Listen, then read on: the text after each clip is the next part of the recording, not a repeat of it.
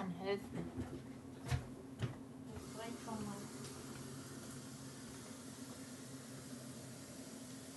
Ich wollte vorschlagen, dass ich das mache, aber du bist schneller. Ja, sorry, ich muss die früher in der Küche sein. Das mal links und ich die. Das hat die rüber. Ich hoffe, Aminoxidil müssen wir noch machen. Wenn man das nicht. Ich muss damit nicht packen.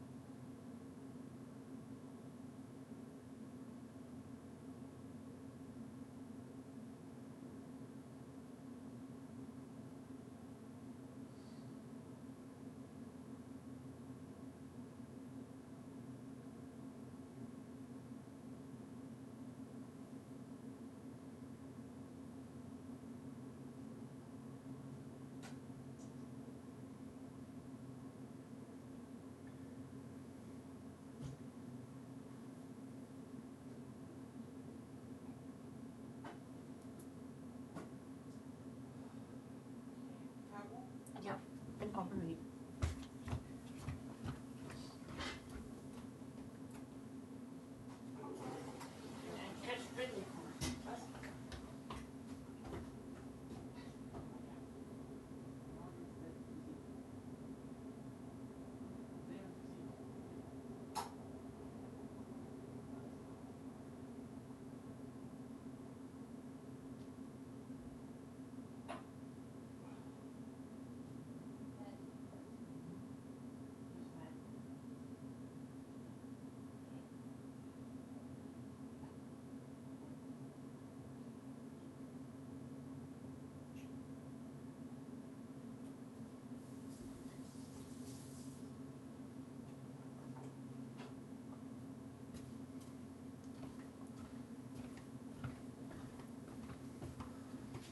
Also trotzdem kurz hin. Klar.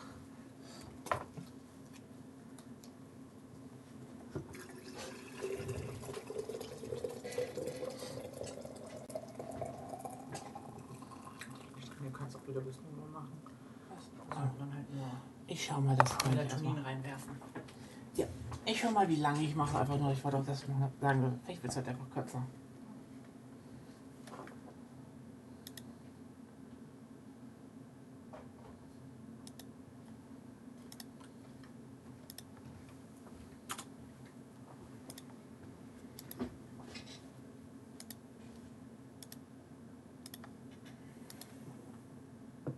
Nicht so laut dann, ja? Mhm. Ja. Okay.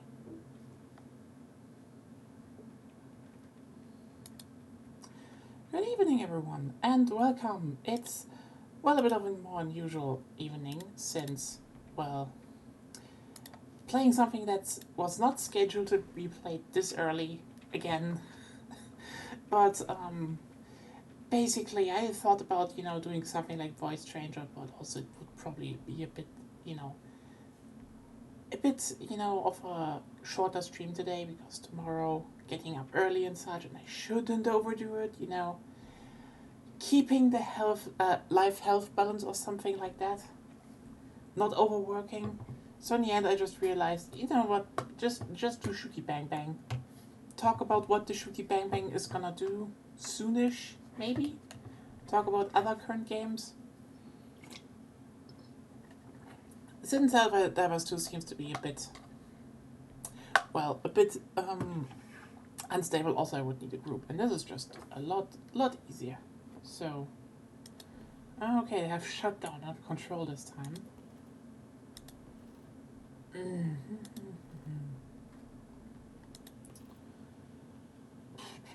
Well, you know what? Let's just put in some normal conquest and just have a nice chat about everything, I guess. This is mainly a relaxed game because I feel like in recent times, most of the games that I play, that's streamed that are streamed on, on here, like Baldur's Gate 3, Helldivers 2, Void Stranger, they're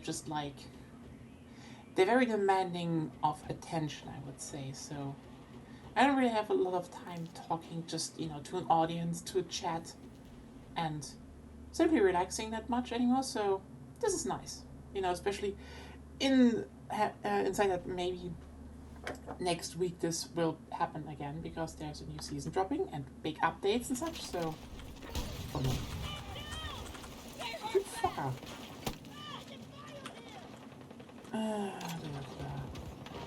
Hey Claire, how are you doing? There we go. Our forces have taken all of Sector Alpha. This is more of a relaxed stream, as said. Oh, also.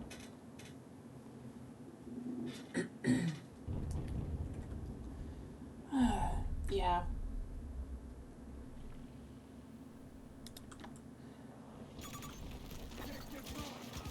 We're with you, squad leader. Whee! Swamp around. Wait, there. Russians have lost strength. The cracks are showing. I think I'm earlier than usual for work, so I'm not. Oh no. The EP beam has hit you. We are Yeah. attempting to take also been a bit early up today, and it's been weird. It's been weird, but we need to, I need to get to sleep earlier today anyway, so hope that will get to something. At least right now we are. Oh, I should do this. God damn it.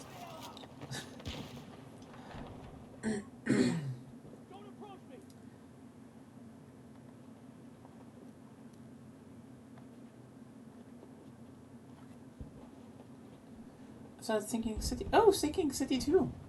Yeah, I think they got the rights back for that. There was like, was there this big shit show with the publisher, and now, oh, good that it's back. Also, I guess some people trolled with Silksong again, which is like, yeah, that game will not manifest, not in the slightest.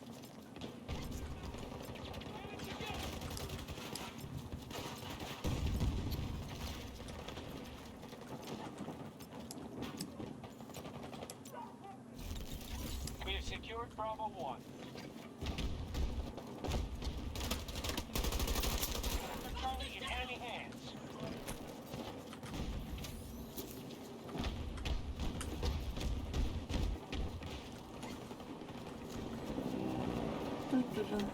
Anything else that got announced today that's kind of relevant? I probably just, I just kind of missed that, and, you know, played some Monster Hunter Frontier with friends. It says a lot, Claire said, it says a lot that I saw a tweet saying Silksong and just immediately thought, no, they're just messing with people. That game is never coming out.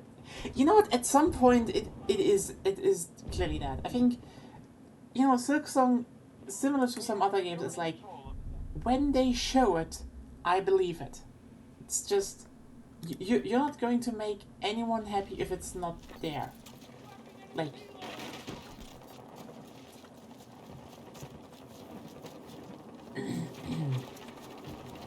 you know, they're just signs when it comes to certain things, like,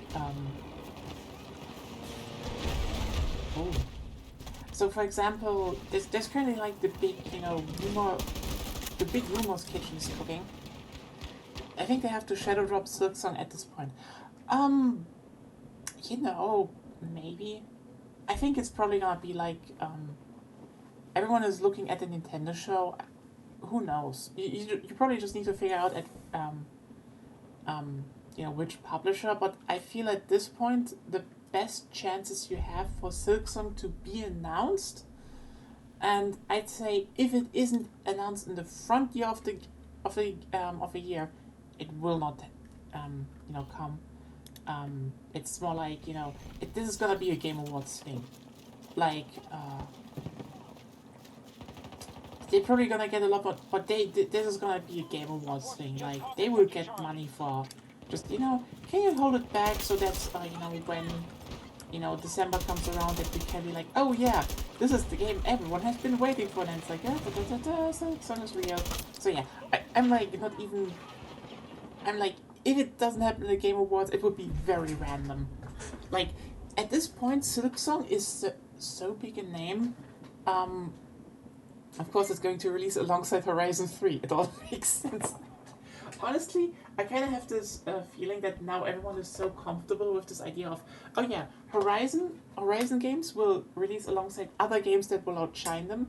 But then, you know, it'd probably be like, you know, new From Software game, new Silksong and new Zelda game will all release in the same year. And then, you know, Horizon comes in, Horizon 3, and it's just so good it overshadows all of them, and you're like, oh fuck, the circle has been broken. The Russians are at half strength. Who knows? Maybe there is a curse, at least so far. But yeah, the main thing is just that I think Silksong has become such a, you know, name, quote unquote, and there's a mystique around it that I'm like, yeah,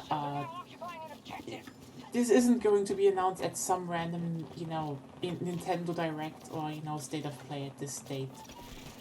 They are probably in touch with Geoff, and Geoff is like, hey, can you maybe, you know, maybe wait for it?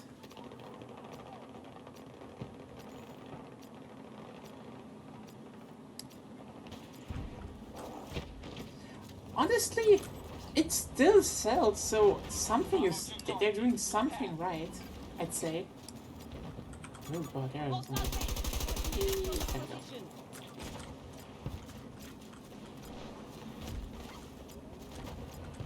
But I mean, hey, look at me. I'm not even remotely scared about new games because I have such a backlog. I just decided that this year I will not, you know, we're just not going to get games at after we've met certain thresholds.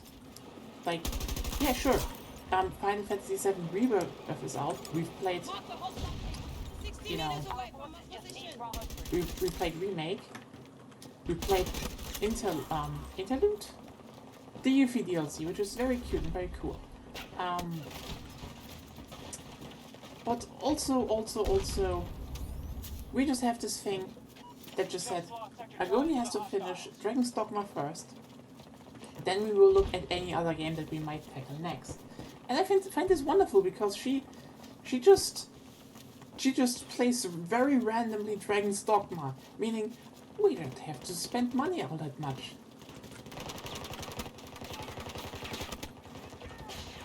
I mean, we spent on Helldivers 2 and that's fun. For now. So, you know. And as you can see here, for me, I do have my Shooty Bang Bang. That still gets content, which is amazing, because there's been people who are like, just kill it, let it die, the game is dead, and it's not dead yet, and it's like, lol. It's not dead yet. Russians are attacking one of our objectives.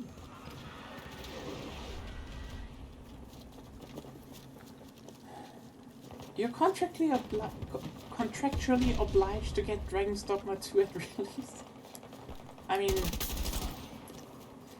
it's gonna be really interesting to see what Dragon's Dogma is in the end, because, I mean, Dragon's Dogma 1, I mean, it was also unfinished, let's just be real here. They made a game that was kinda unfinished. They just were like, oh, we made this game, and then they made a lot of mechanics for the game, and then the money ran out. So, you know, I don't know, Dragon's Dogma 2 seems more like this is what Dragon's Dogma was supposed to be. I just hope it has an intro song as good as Into 3. Well, you're saying that to people who mostly have only played Dark Arisen, where this isn't the case, but yeah, Into 3 is good. Into 3 is a fucking good intro song. Into 3 remains the best intro song to any work ever. I don't know, maybe. Maybe.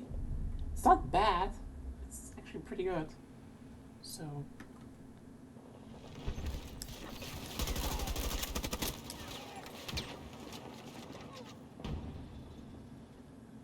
That's just Capcom for you. Sometimes they just produce bangers. Just straight up bangers.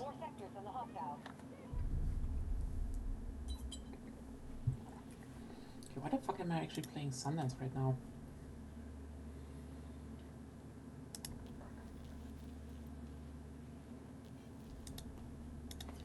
Yeehaw, partner. Sector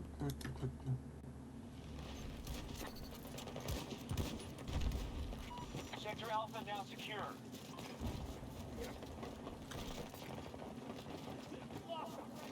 It's a good piece, yeah. Oh, fuck you. Can I hope those get nerfed? Really hope those get nerfed.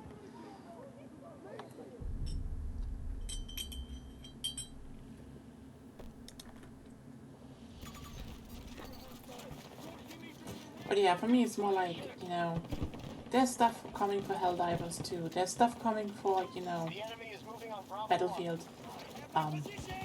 And I still need to finish a bunch of games anyway, so it's less, oh, do I need new games? And more like, I don't need them, I don't need to spend money, and that's good.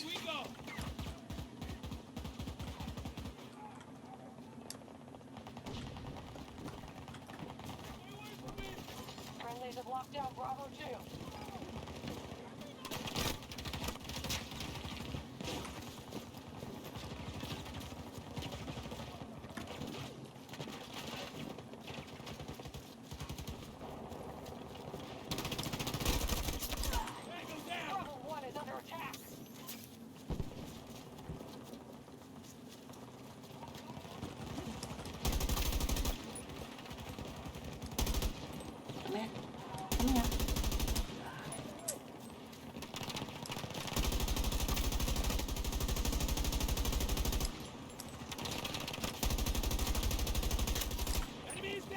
go.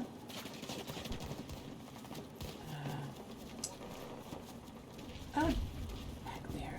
That's good, that's good. Hostile attacking objective Bravo 1.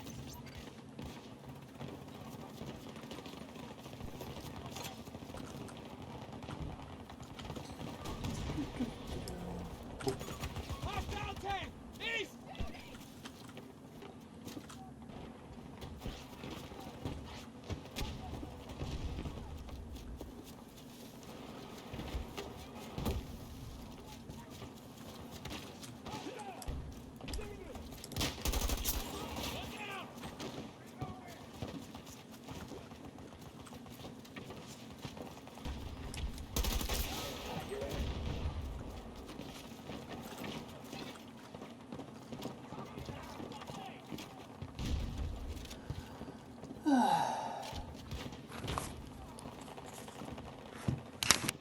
Okay, you know what? I guess no one told me that the microphone is fucked still.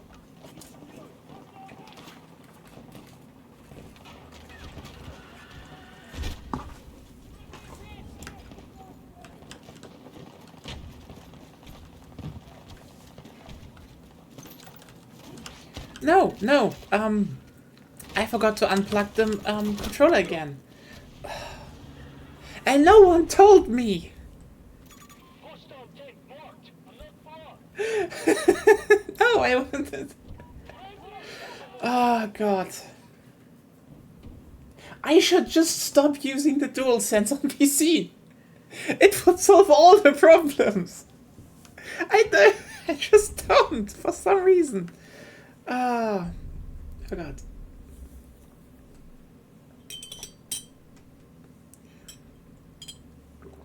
Yeah. Our troops are attacking Bravo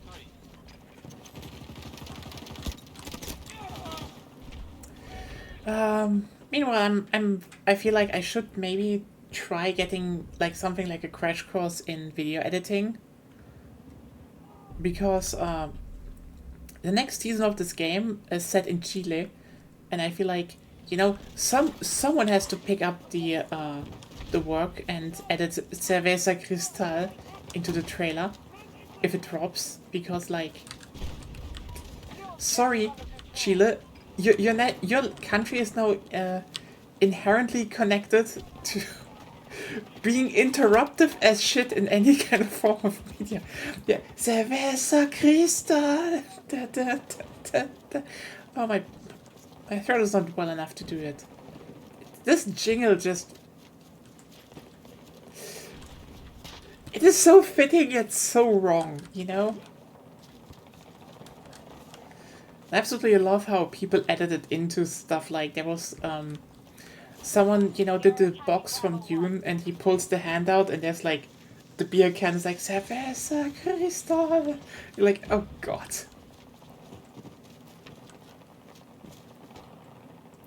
Oh yeah, and I just saw someone, I heard it's the one with Obi-Wan handing Luke a beer, telling him his father wanted him to have one. Yeah, that was just unhinged to put into the movie, actually. Like, holy shit. I actually love the, I actually adore the one at the end, where the Emperor sits on his throne, and then there's like the close-up of his hand, and he just forces, you know, Force uses a can of Cerveza Cristal into his hand, and it's just like, oh god, they did that.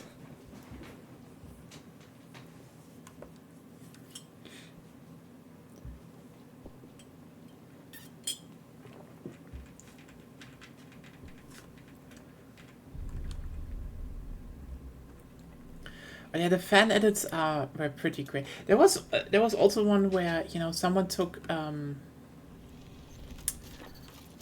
oh god, now I forgot. It's that one Quentin Tarantino movie, you know, where someone eats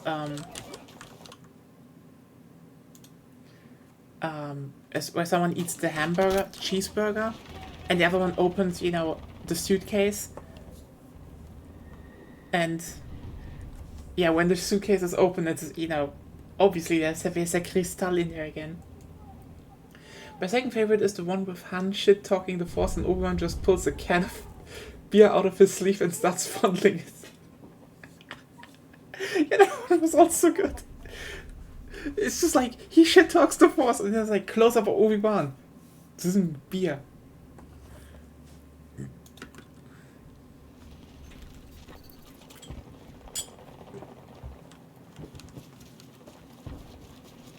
They've nearly exhausted their resources. Enemies at Bravo 3. The stress has him reaching for alcohol. I don't know even if Jedi. Actually, I think Jedi are allowed to drink alcohol. So I guess he probably would have liked Cerveza Cristal. We never know. Oh yeah. Attack! I'm here. We hold 4 sectors in the hostile. But yeah, that's you know, that's why I'm like, you know, next season of Battlefield is in Chile. I mean, this map here is in Chile, so, you know, getting in the mood to talking about Cerveza Cristal.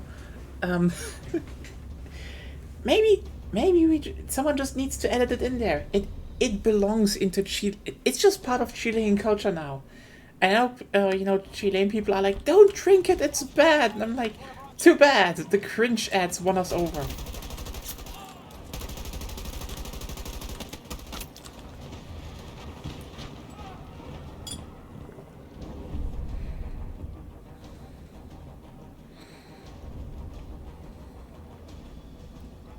Disney needs to release the Chilean advertising cut. They definitely need to release that.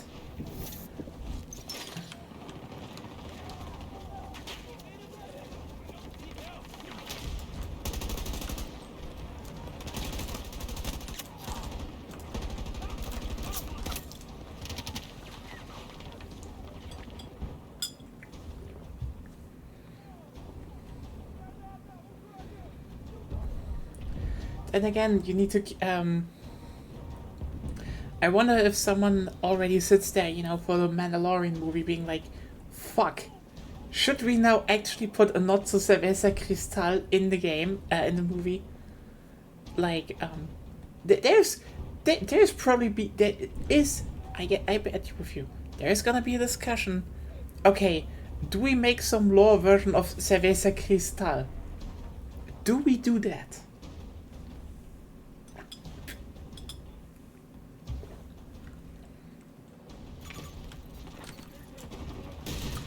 I mean, Wikipedia people will be insane enough to make a whole article about Cerveza Cristal anyway. It will probably kill the joke. It's more like, you know, they have to talk about that. This is what I mean. They have to.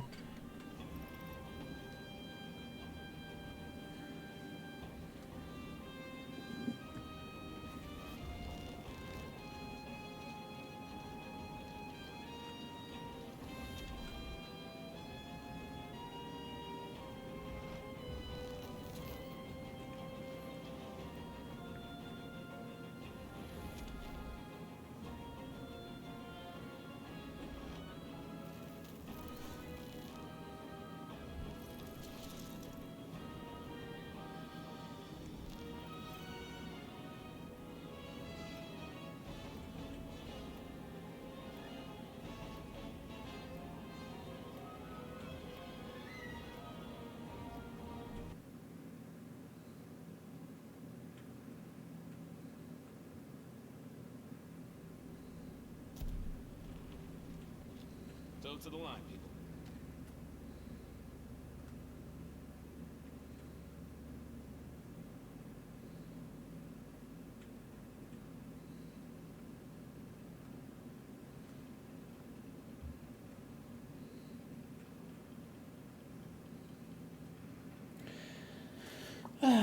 Hey, remember that one time where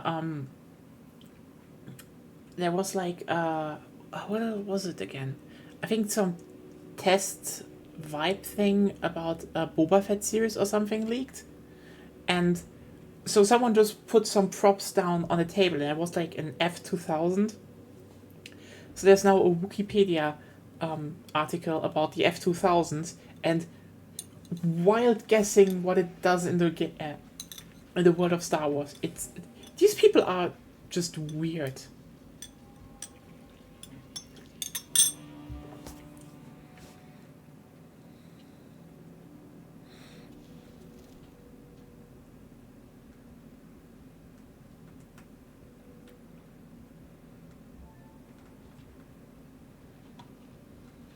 No solo shit out there.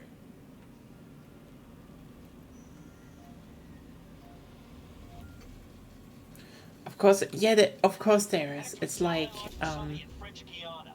The Russians have a naval task force in the region and they just went airborne. You'll be under siege the whole time, so it won't be pretty. But holding this facility is vital to U.S. interests in the space domain. Transport's on the way. Gear up and get ready to move.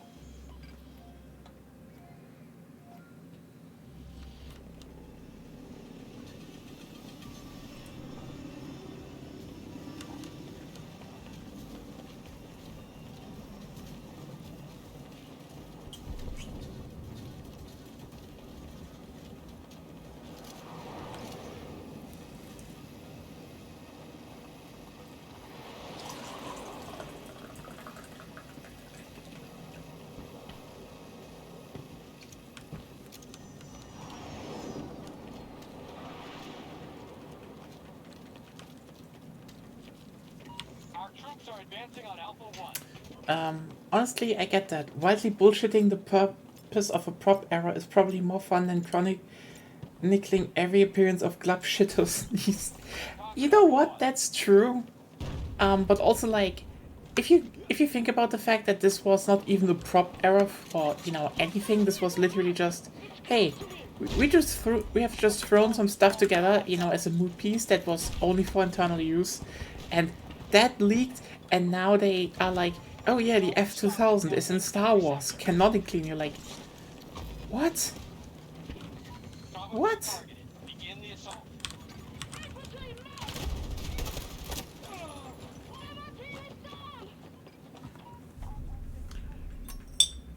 Bring me a 50 notepads. Secure those sectors. Sector Alpha has been conquered by our forces.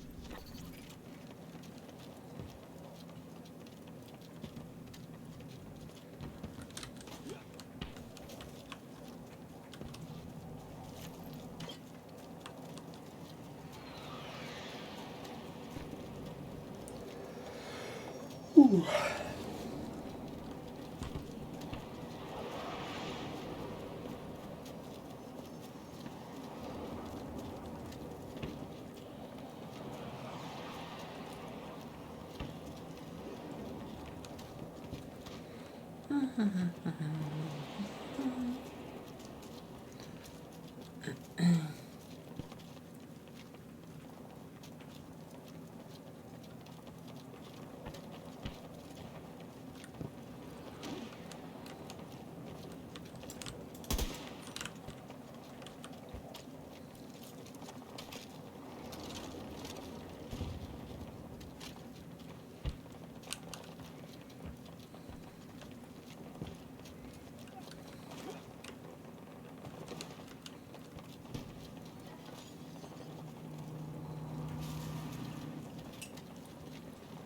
Our enemy now controls Bravo 1. Take it, Sector Bravo.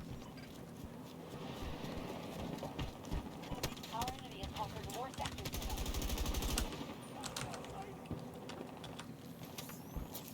We have started an attack on Bravo 2.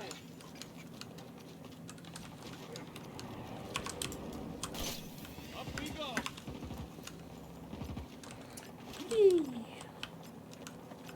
Honestly, grappling hooks are fun. You know, if you can actually use them in a game.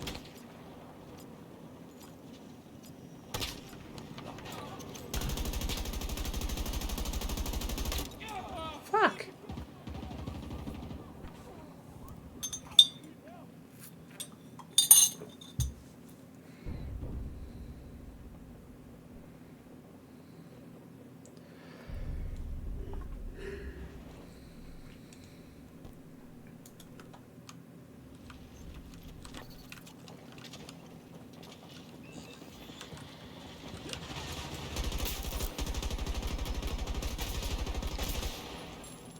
Stay away. Keep back.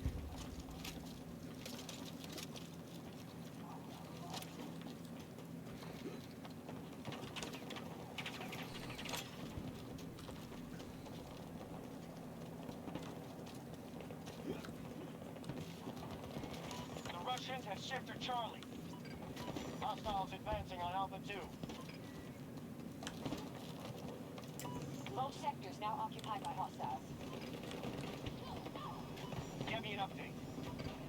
Russian forces have sector control. Advantage is theirs. Is that new? I don't think I've seen a rocket launch from outside the normal one. Huh.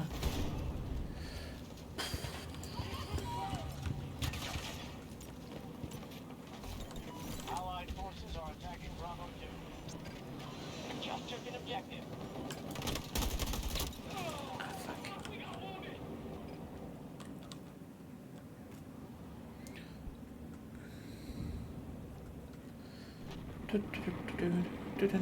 Oh, thank you. And will it explode? Not this time. So yeah, that rocket can explode and then, you know, debris is all over the map. But not this time. No debris.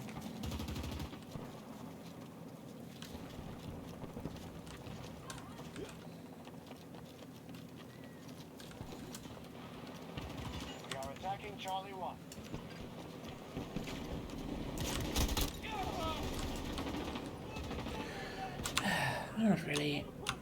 I'm really bad right now.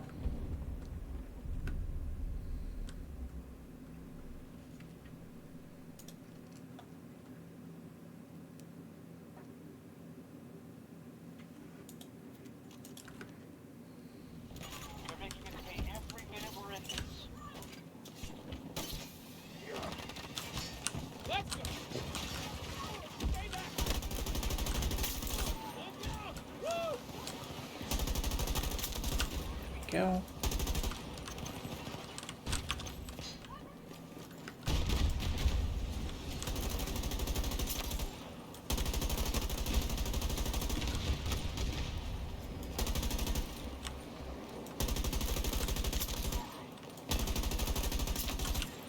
There we go. Much better.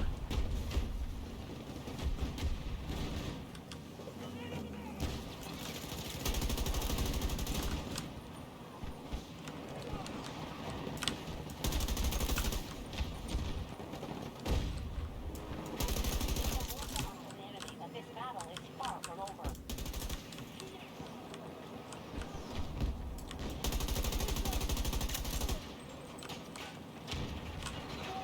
Bravo 1 is under attack.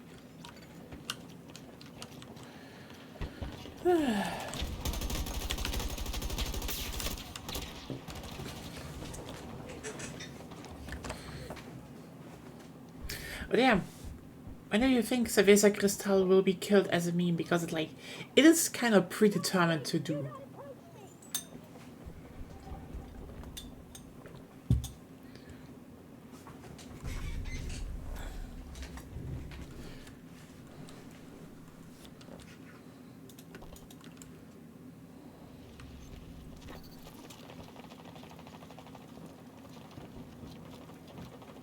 Allies engaging at Charlie 1.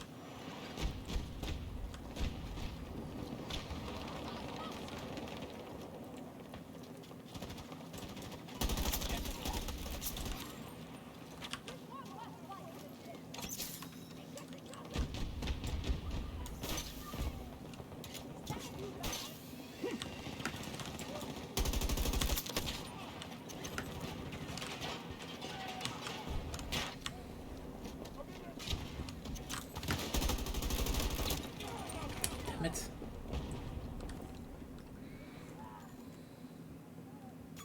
Located hostile tank 50 meters away from my position.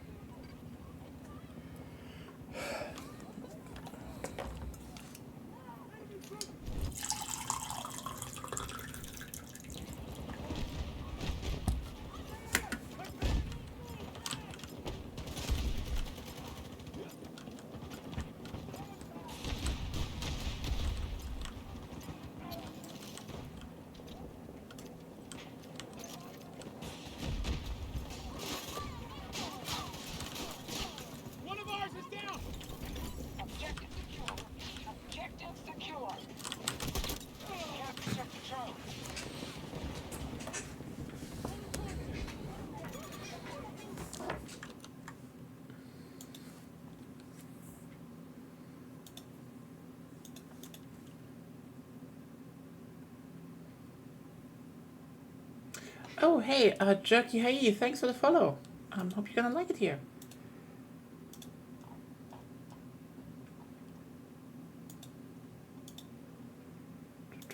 Grenade!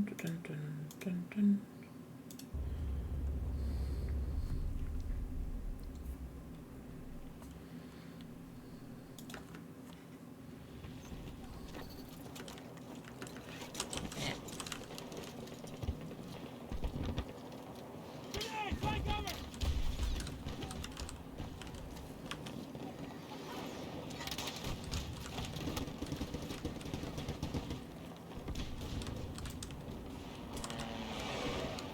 Move out there to my marker!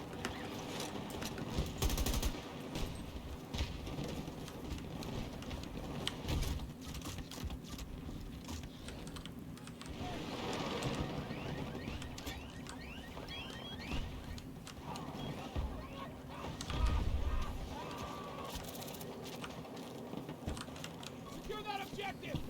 Good luck, squad leader. Marking the hostile! Around 50 meters from my position!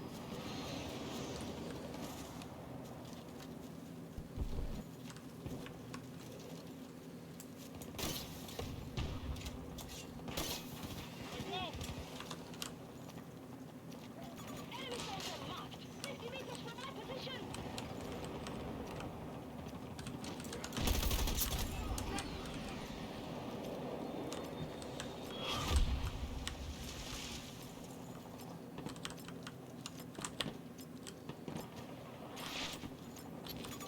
Enemy air support! Long range! Hostile air support! Objective Bravo 2 secured and armed. Majority of sectors under our control.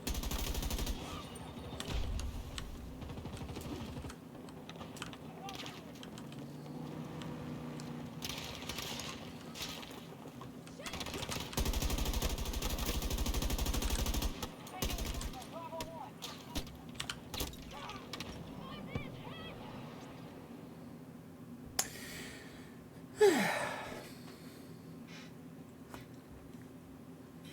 So, how's everyone else day? Ugh. How's the week going for everyone else? So far.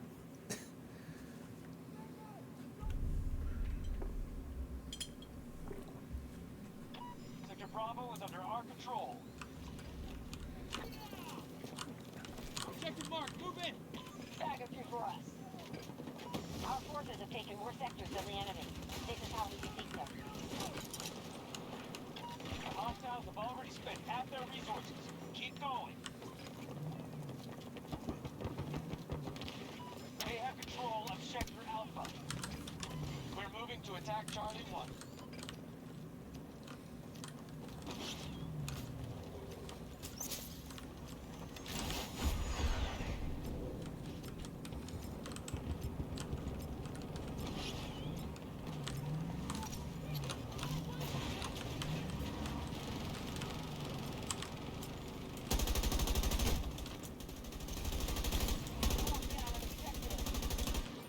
Get full control of Sector Charlie.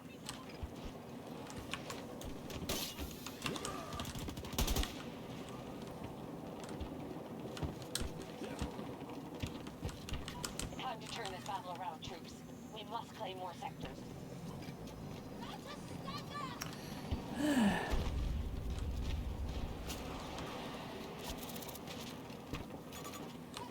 Engage targets in that objective! Keep you informed.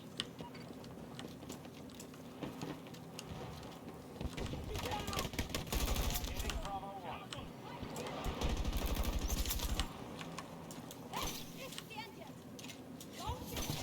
Rapid fire!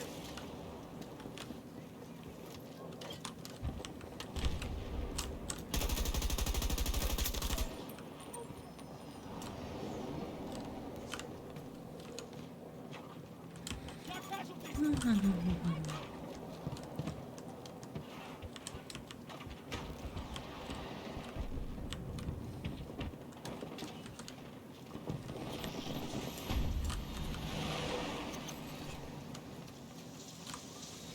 We have started an attack on Bravo 2.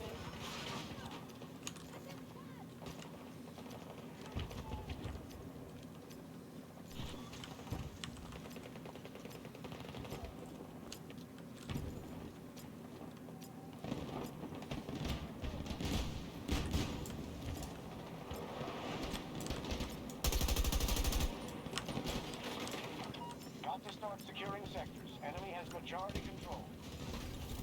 Our troops have occupied Bravo 1.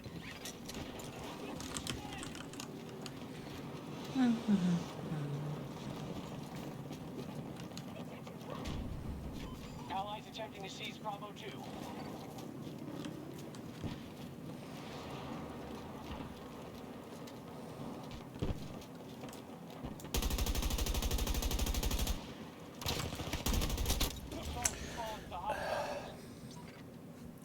I really am not the best. I don't know what I want to say now.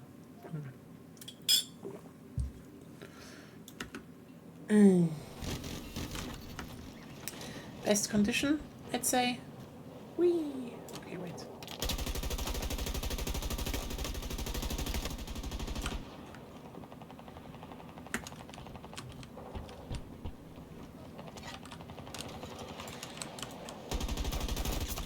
Just took an objective. Take it, Sector Bravo.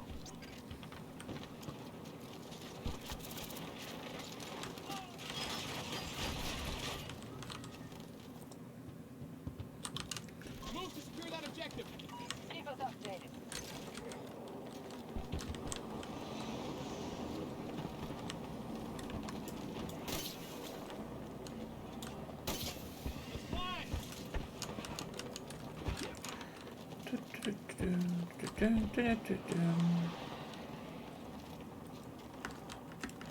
Hostiles hitting Bravo 2.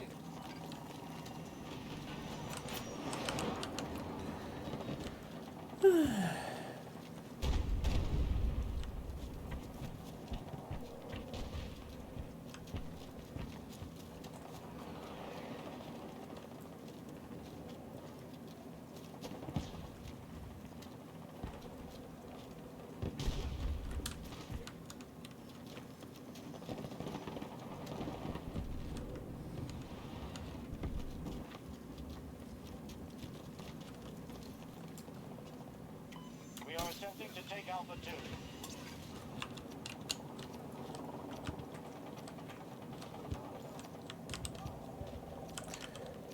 It's kind of funny how grappling hooks have become so dominant in video games, even though if you'd realistically make one, even one that works, you know, that's the thing, even if it works, it would just be wildly dangerous to use, like you shoot into something and then it just propels you forward on your arms. Objective secure. Repeat, You, objective secure. like at best your fucking shoulders will get dislocated because it's like, yeah, Sectors under our control. you would have to withstand an incredible pull actually.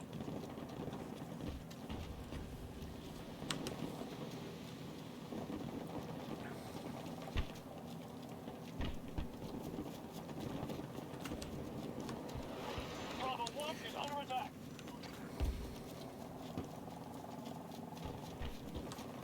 I mean, you could say if for example, you know, people had something like exosuits or so. They're just really handy mobility tool for games. Yeah. I get that. I love them as well. They're fun. It's just, it is so funny that it just became so prevalent for games to the point that you're like, has anyone of you thought about how that even works? Like, hell, even if we, you know, accept that, for example, let's say exosuits are a thing in that universe, okay? And let's say, with these exosuits, you could maybe, you know, at least mitigate the force, you know, that pulls on you because you don't need pure muscle strength to work against them. We're no longer in control.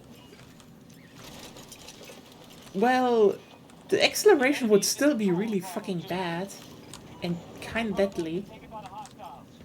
Perfect for FPS to just point and go instead of point and shoot. Yeah. It works perfectly. Like, I don't. Ooh. Get up again.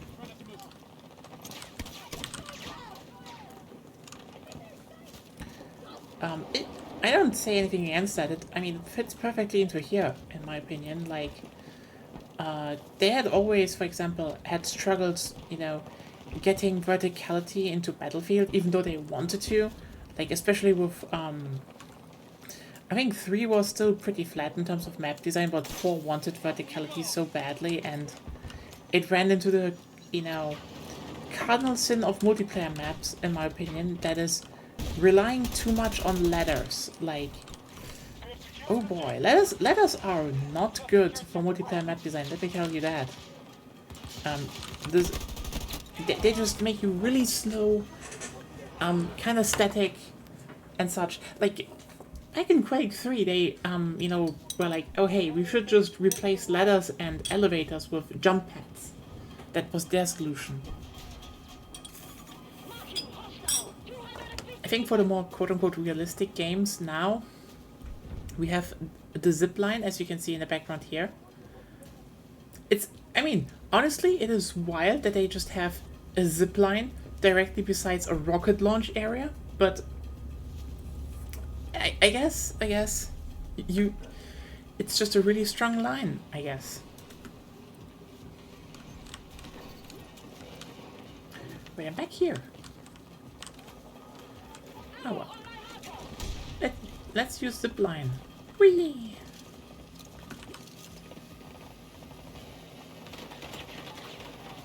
Thank you, Titanfall, for just making this normal.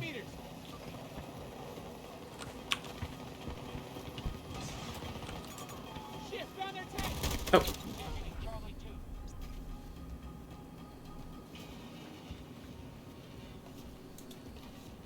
Hostile control sector Alpha. Container Charlie 1.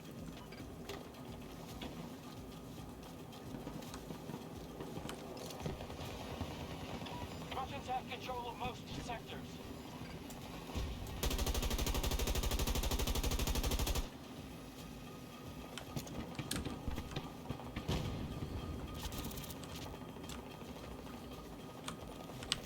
Keep the objectives under guard. We're doing it.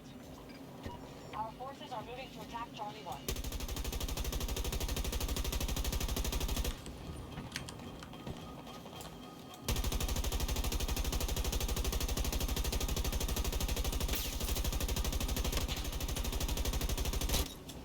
Damn it.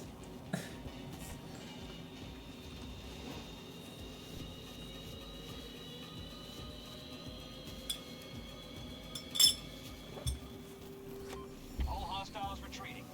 You've earned your rep today, no pass.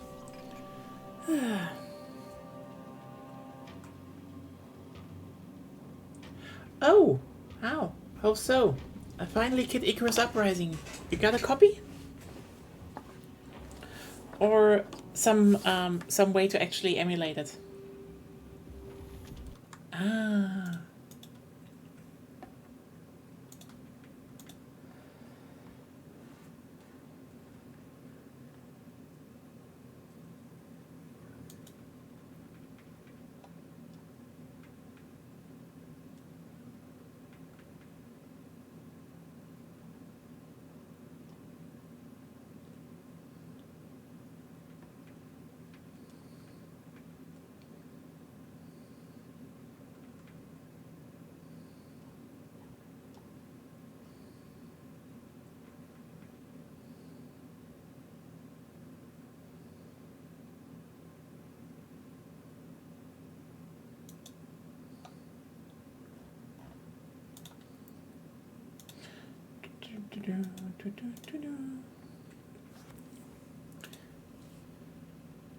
That they made 3DS XL circle pepper. Yeah, they did. I have one. I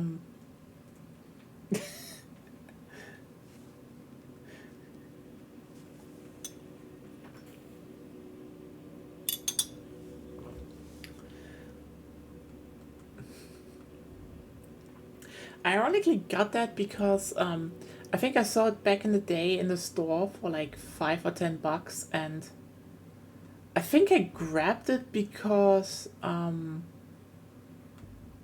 so fun fact, we tried to play the Monster Hunter 4 Ultimate demo and it sucked without an extra stick. So I just, for some reason, again, for some utter fuck reason, I walked like over half an hour to the next electronics store because I knew they still had one and cheap, like $5 or so. They tried to get them out for some reason, and grabbed it and then came back. And then we played the demo and decided that nah, we'll see, maybe, who knows. And then we never really played it again. I still have that Circle Pad Pro. I just don't really know what to use it for. Like, the only game it could really be used for was, well, Monster Hunter 3 Ultimate and 4 Ultimate? I don't know, maybe one day we get to 4 Ultimate, who knows? Maybe. I'd still say they should gonna play Metal Gear Solid 3D. I mean, I should probably maybe even play Resident Evil Revelations 3D. That's what it was made for, actually. But, oh well.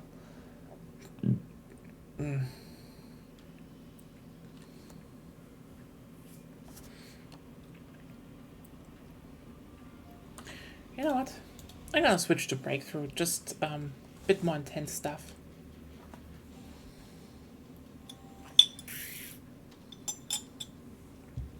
Looks like the wait's over.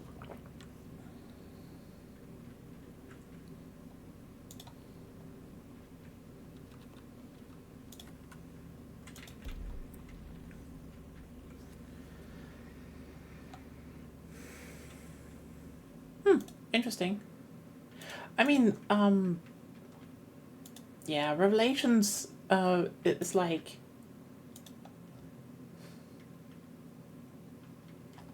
I don't know what to say.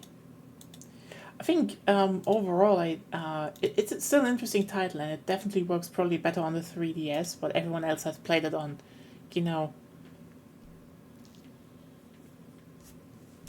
yeah, you know. I think the funniest part about the 3DS is that they basically made a stronger, you know, DS, which, well, was good. Fuck.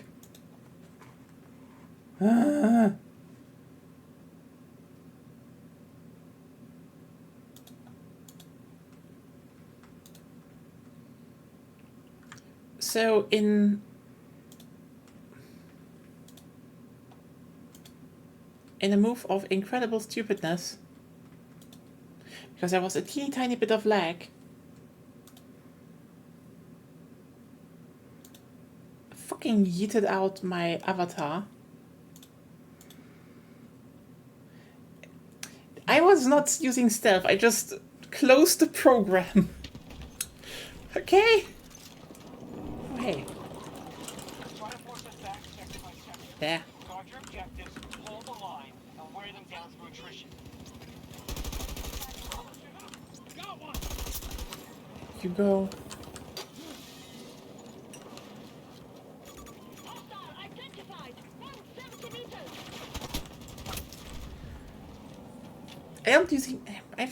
I'm not using stealth, I was just stupid.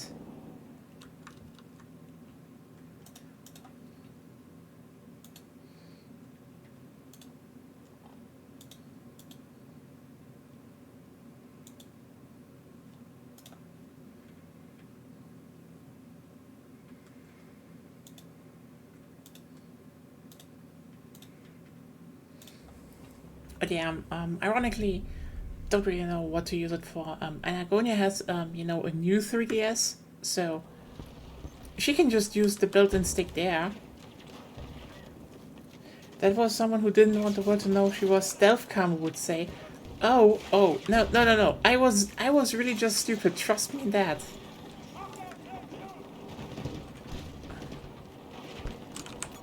Hostile helo on my mark! North! Spotted a hostile tank! Oh well.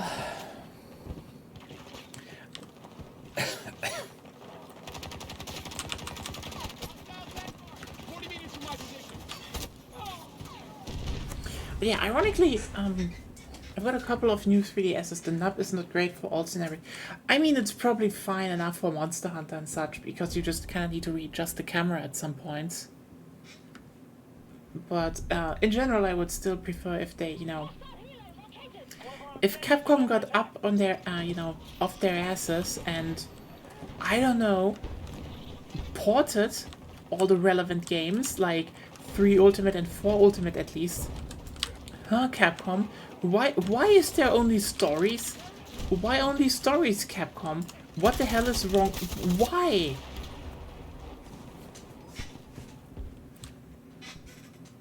Yeah, that's, I mean, in that sense, it's probably more like you can probably still use it, but, yeah. Like, here's the thing. I can totally get if they want to still announce it at some point. But then I have to ask the question, why the actual fuck do you announce a Stories remaster first? Why? Like, this isn't to say, you know, oh, Stories is a bad game or shouldn't be remastered. No. It's just a bad thing to announce first. Because you're literally saying, yeah,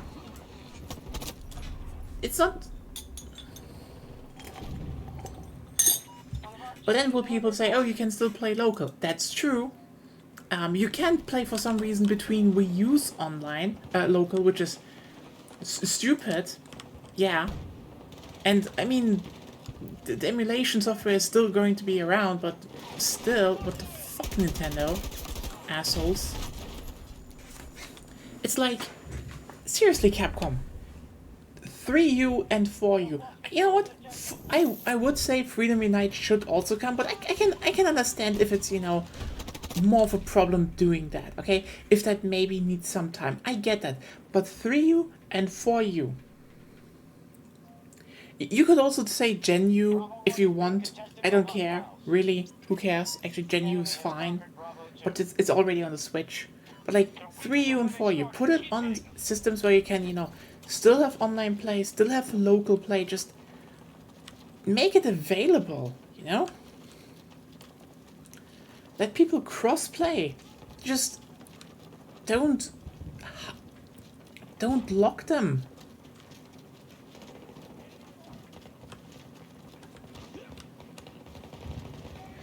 I don't really think that's gonna be the case. Like, I can tell you what probably is more the reason, and so the thing about the emulator, and so this is actually not the emulator fault. This will keep happening. They're just like Nintendo is just like kind of a mafia. They think if you punish someone really badly for shit that doesn't affect you, like for example 3DS emulation at this point in time will hurt no one. No one. At the very best, it will help keep you. It will help games stay alive. That's that. No one is having a problem with that. The only ones that have problems, and they will keep having problems, is Nintendo, because they were so stupid and had a critical, they had a critical problem in their, first releases of Switch consoles. So you were able to just extract data insanely easily. That was their main problem. Meaning, every single Nintendo Switch game was out there. And it will be out there, okay? It will be. The only thing they probably saw was there's an emulator to run them on. And sometimes, a few people did that with new games just to be like, look, I can just brute force with my, strong PC that it's running at a really high frame rate. That's that. That's it. I mean, okay, here's the thing. If you are pissed at Switch emulation, and I'm gonna be honest with you, it's your fucking fault. Like, yeah, the thing is, when they are gonna make a sequel to the Switch, a successor to the Switch, there are gonna be a lot of games that will probably be quote-unquote multi-platform. That's just a fact. I don't think that's really a big problem that they think about, because they know that, everyone knows that, well, the Switch hardware isn't strong. Everything will run better on a PC easily, like most PCs. That is not their problem. Their idea is simply, when people emulate, we will lose money. That is their whole reasoning. It's wrong. You saw how well their games sold. They have the first generation in a long time where they have actually good software sales across the board. But again, this is a company that is insanely paranoid about the idea that someone can just emulate their games and, don't pay a cent. And frankly, if we keep remembering, what they did was technically illegal, because the only thing they did right now was that they pressured someone who didn't have the money to fight back. Like, they would have lost. Yuzu isn't based on their code base. Period. It's, reverse engineered. It's their own creation. Yuzu would, as back in the day with, as Sony tried, and, they lost. And they apparently at least learned their lesson back then, because they're not doing that shit anymore. It's more like,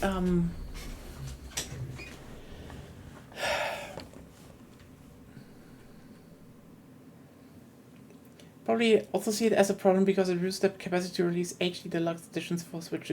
You know what? That's all. Again, that's stupid. Because here's the thing. The only reason why Nintendo is doing this is ego and a complete misunderstanding of how the market works. Because the reality is that they release the same classic games and everything. Here's the thing. That is something they already, are paranoid with, and they, again, they tried a lot of times. But again, a lot of their problems around this is failing to understand the market and ego. Like, I'm gonna put it in this. I'm just gonna go through this in comparison. Like, again, with the PlayStation 1, Sony back in the day sued because they were like, hey, there's just someone out there basically saying you can emulate all PlayStation 1 games on PC and they play better. And the result of that was they lost, because again, if your code isn't based on stolen code, it's yours. You can't sue an emulator for that. Technically, you could say, how did the person get the ROM? But also, if someone still owns a copy of the game in another form, it's again legal. Like, for example, if I would emulate Monster Hunter 4 Ultimate, neither Capcom nor Nintendo could knock at my door and be like, what you're doing is illegal. I fucking own your system and your game. I bought it. I bought it twice. We have 2 copies of 4 Ultimate here. I just decide how I want to play it. That is my legal right to do. That is completely legal. Yeah. And that's the thing. The main reason is that there are companies that understand that emulation is not a harm to them. And, hey, let's just be real. There are some companies like Valve who are like, oh yeah, you can just emulate on our things, so, we don't need to develop our own games. You can just, play other people's games on our system. Which is like, yeah, Valve, we know your Steam Deck is kind of an emulation platform. We all know that. It's a bit scummy that you say it like that, though. Just a teeny tiny bit. A teeny tiny bit. But, yeah, no, the thing is, it really depends on if you're a company that, understands if emulation hurts you or not. Because the reality is, and I'm gonna say it here, no matter how fucking easy it is to actually rip, 3DS ROMs, or, soft mod your console, like, that's kind of more important.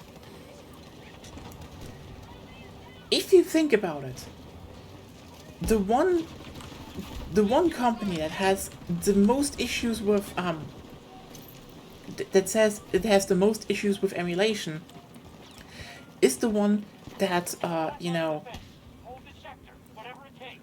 has you know, the easiest way to emulate it, and yet has emulation ever worked against the Switch? Like, sure, you can point towards internet discussions, and there are probably gonna be people who will exclusively point towards, but you know what, my whole you know, my friend circle is totally like saying it's running so much better on PC and such. They will do that, and they're stupid, because again, your bubble is meaningless. The Switch has some of the best software sales of Nintendo of all fucking time. Just because Breath of the Wild was out there, emulated, like not even a week after launch, doesn't mean that, you know, it sold bad. It sold, in fact, really fucking good. All the best selling handheld consoles and games are the ones that are hilariously easy to pirate and emulate. Yes? And still, was that ever a problem to Nintendo? The only real handheld where they had, you know, problems with, well, one of the handhelds they had problems with, for example, was the 3DS. But the 3DS didn't suffer from emulation. It suffered from the fact that A, it was overpriced, B, didn't have really that many good games at launch. I mean, hey, the PSP still outsold a bunch of Nintendo handhelds, so that's that. Yeah, the 3DS sold less than the PSP. Just want to point that out still. The PSP was a lot more successful than the 3DS, and people still talk about the 3DS, and not the PSP. And still, the thing about the PSP was, and this is why, you know, they will not fear emulation to a big degree, is the simple fact that,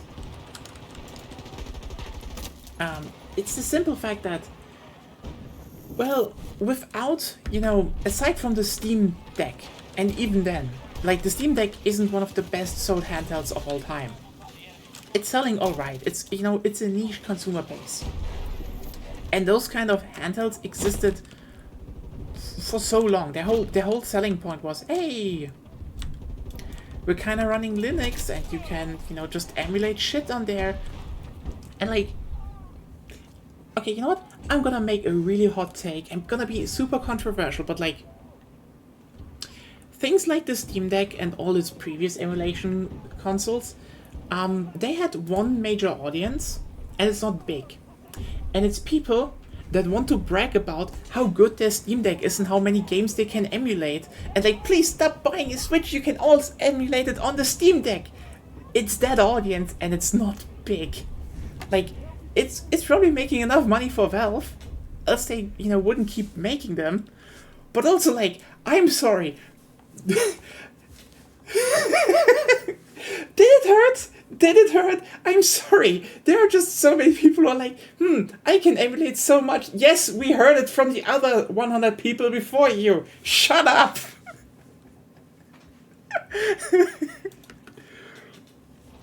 We know it's easy. Let's pile of emulation handhelds. Yeah, I'm looking at you. And yeah, I'd hate to beat them. That's the thing. Again, this isn't to even say, this isn't to say, you know, hey, these people doing anything wrong. It's just like, here's the thing. People who emulate games exclusively, okay, they do not even care about anything else. People who want to play Nintendo games buy a Switch and buy the Nintendo game. Like, fuck, we own 2 Switches.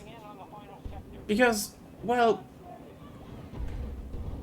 we wanted to play Pokemon together, so we did that. It's fun, we play Pokemon. I got fucking owned. I made a 24-hour stream playing Pokemon Scarlet, and I was tired and got my ass beaten. I was just done. I wanted to sleep and cry. That was fun.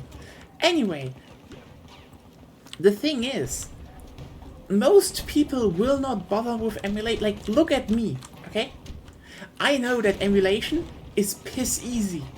I was just a few weeks ago, and yeah, you know what, big evil girl. I was just thinking about maybe downloading Citrus, just to, you know, maybe play 4 Ultimates, you know, with a regular controller.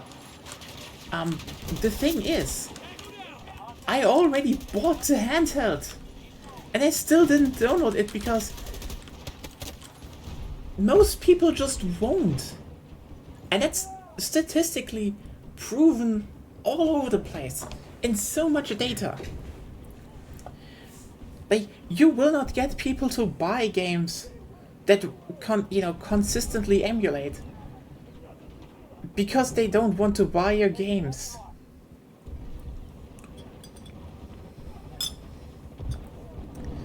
I mean, sorry, when someone comes to me and says, look how well this and this runs on my Steam Deck and such, they're not interested in the game. They're interested in telling me how much better, you know, the thing they bought, they spent money on, runs the game that I enjoy. You're not getting these people to buy a Switch. It's just so negligible. And everyone else who just uses it for, you know... I mean, for example, I play, you know, I emulate Freedom Unite because... Is it hurting? I mean, hey, it's not that I am not using emulators myself, okay? It's just... Like, oh look, you're saying you also use an emulator. Yeah, because guess what? It's a lot easier and nicer to play Freedom Unite on a PC than on the PSP. And you know what? I fucking have a PSP, and I have Freedom Unite, and I play through the game multiple times on the PSP. Capcom and Sony will never make fucking money off of me again. They can't. They physically can't. Emulation is just like when the console is discontinued, emulation is a non-problem. And the only reason, circling back why companies like Nintendo keep being against it is A, ego, and B, just a complete misunderstanding of how the market works. I just need to play all my games the most optimal way portably. Yeah, you know what? I get that.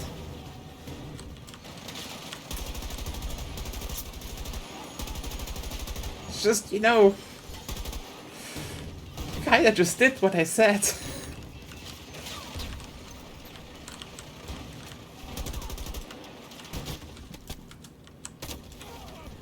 No, I don't see what's so important about how many games I've actually finished that way. You know what? I actually use emulation to finish games.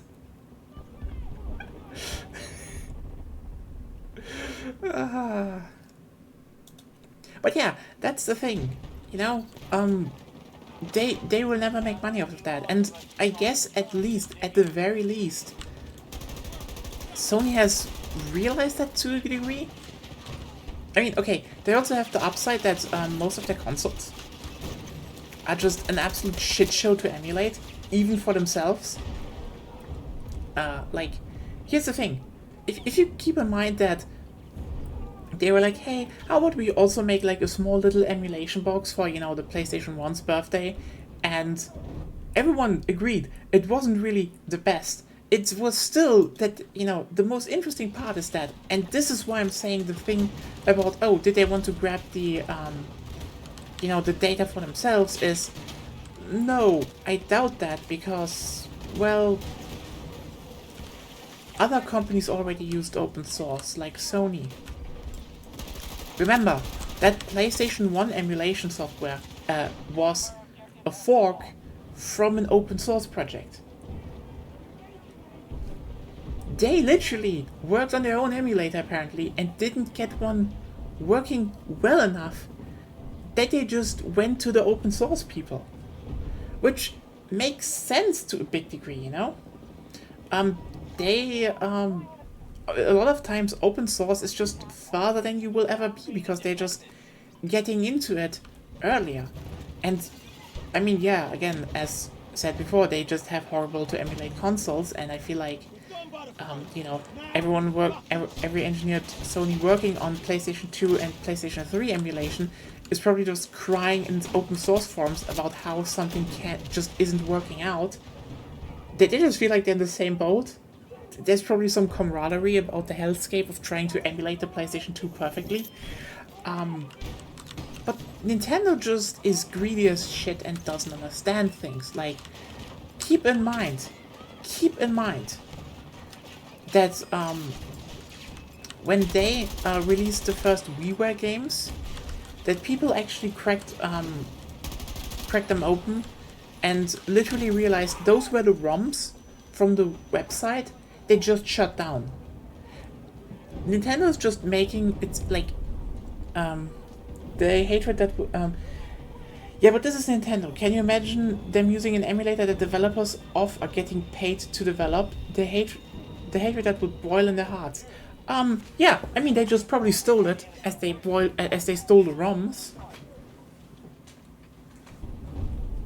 They do that. Again, the thing is less about again, this isn't about emulation, this is about control. Nintendo wants to be the only one that can, you know, that has a say on what games and how they are sold or distributed on their platform. I mean, they needed like 3 generations, 3 consoles, like, well, 2 consoles and a handheld, to realize that their idea of we just keep reselling the same NES games over and over on different platforms was just stupid until they put it in like a subscription service.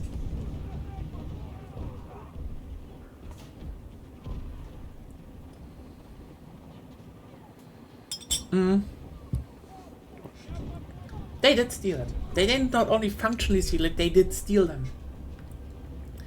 They literally shut down the website, and then when people looked into the ROM files that were sold on the e-store, there were extensions in there that you only would need to run it on, you know, on certain emulators.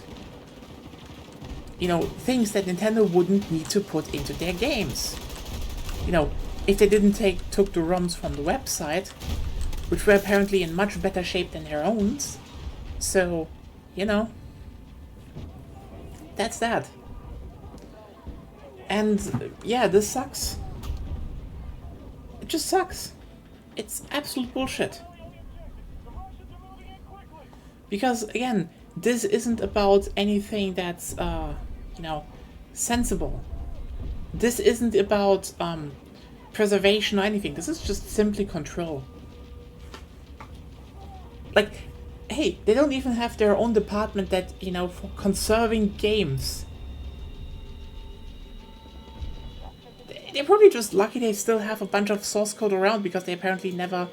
They have a bit better, you know, just storage in general. But yeah, Nintendo's just shit in that regard.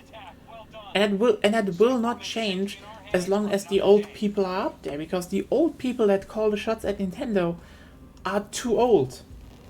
They are literally too old at this point.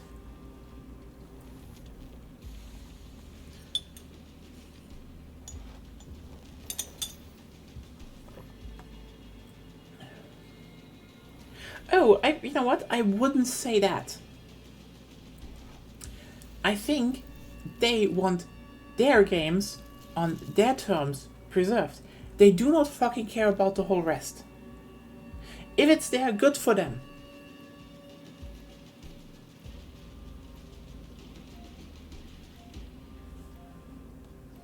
But yeah, Nintendo is just it's a company run by very old people that have not catched up with anything, how anything works. It's just a destructive force in certain areas at this point. It simply is destructive, I would say. Like, yeah. Else you can't really comment on that.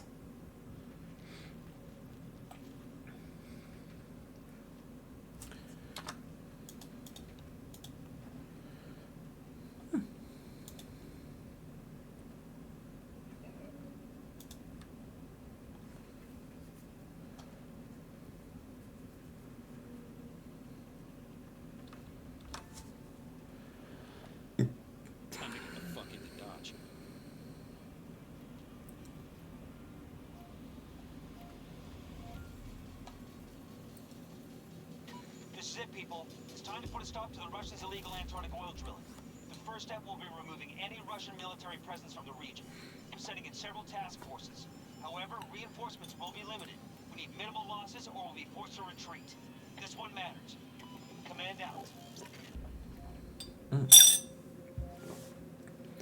I mean, I feel that is slowly turning, especially, you know, since emulation is such a sore spot. Like, Secure those, the sector is ours. Then it's on to the next. you need to keep in mind that Nintendo had, I mean, the main Nintendo fandom that developed nowadays happened due to two things. First of all, a lot of American, you know, Nintendo fans that were just older, kept saying on the internet that everyone grew up with Nintendo, to the point that it just became, oh yeah, everyone just grew up with Nintendo, which, let's just be real here, most people had a PlayStation 1 or PlayStation 2 by metric. Like, by a big metric. And it's since the N64, which, you know, everyone claims was, you know, the console everyone had. The N64 didn't even sell that well. Didn't sell as badly as the, you know, it didn't sell as badly as the GameCube, but, you know.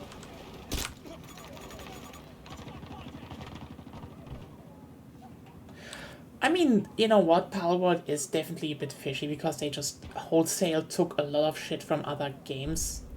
Like, but you know what, at the very least, Palworld is more creatively bankrupt than it is, you know. Yeah, it's that's the thing. What was the thing? It's a bootleg.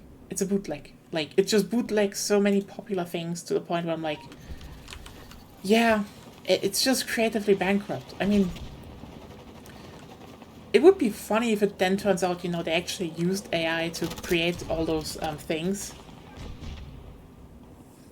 Yeah, it will not hurt Pokemon. Like, here's the thing. If you want to look at how dumb outrage is in, you know, online, just look at the thing. You know, Palworld came out.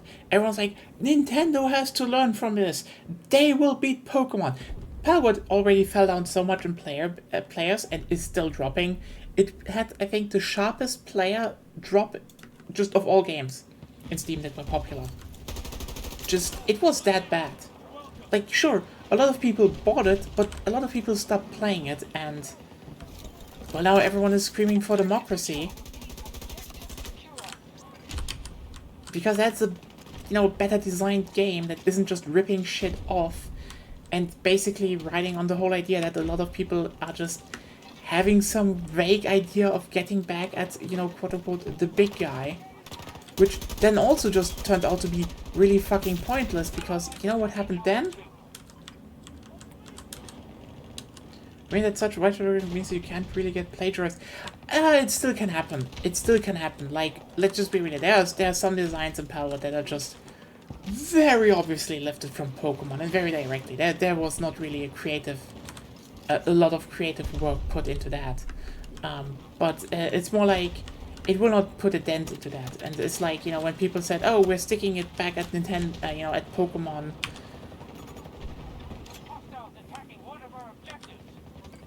Yeah, it was just contrarian. Like, the thing is that, if you look at the whole discussion, I think, here's the thing. With the last Pokemon Direct, the discussion is over.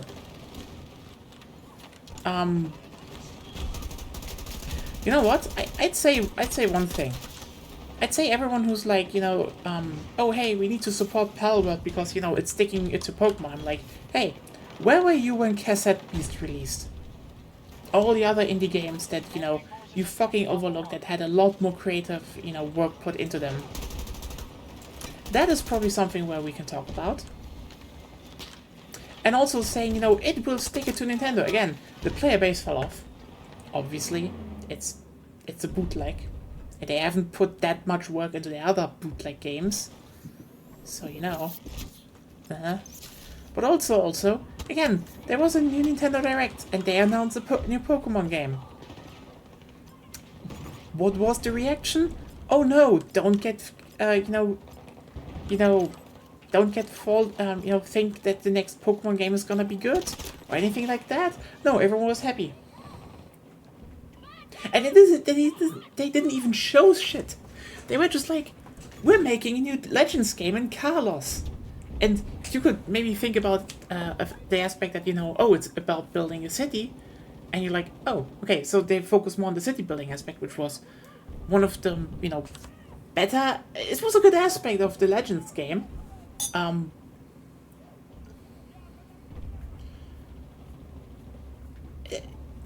Yeah, it depends how you do it still, you know, that's my thing. It's like, again, people falling for Palworld when, you know, they ignored all the other indie releases that, in my opinion, you know, that clearly had more work in them. That just kind of sucks overall, but it also, you know, it tells you about discourse in the gaming industry, because a lot of people just bought it because, like, oh, we're fighting Pokemon, and then, you know, the next time they announced a Pokemon game, all of that just evaporated. They didn't show anything. They just were like, there's 2025, and everyone's like, yay, it's coming 2025, and you're like, cool. So they didn't even need to show any fucking gameplay to get you back, apparently.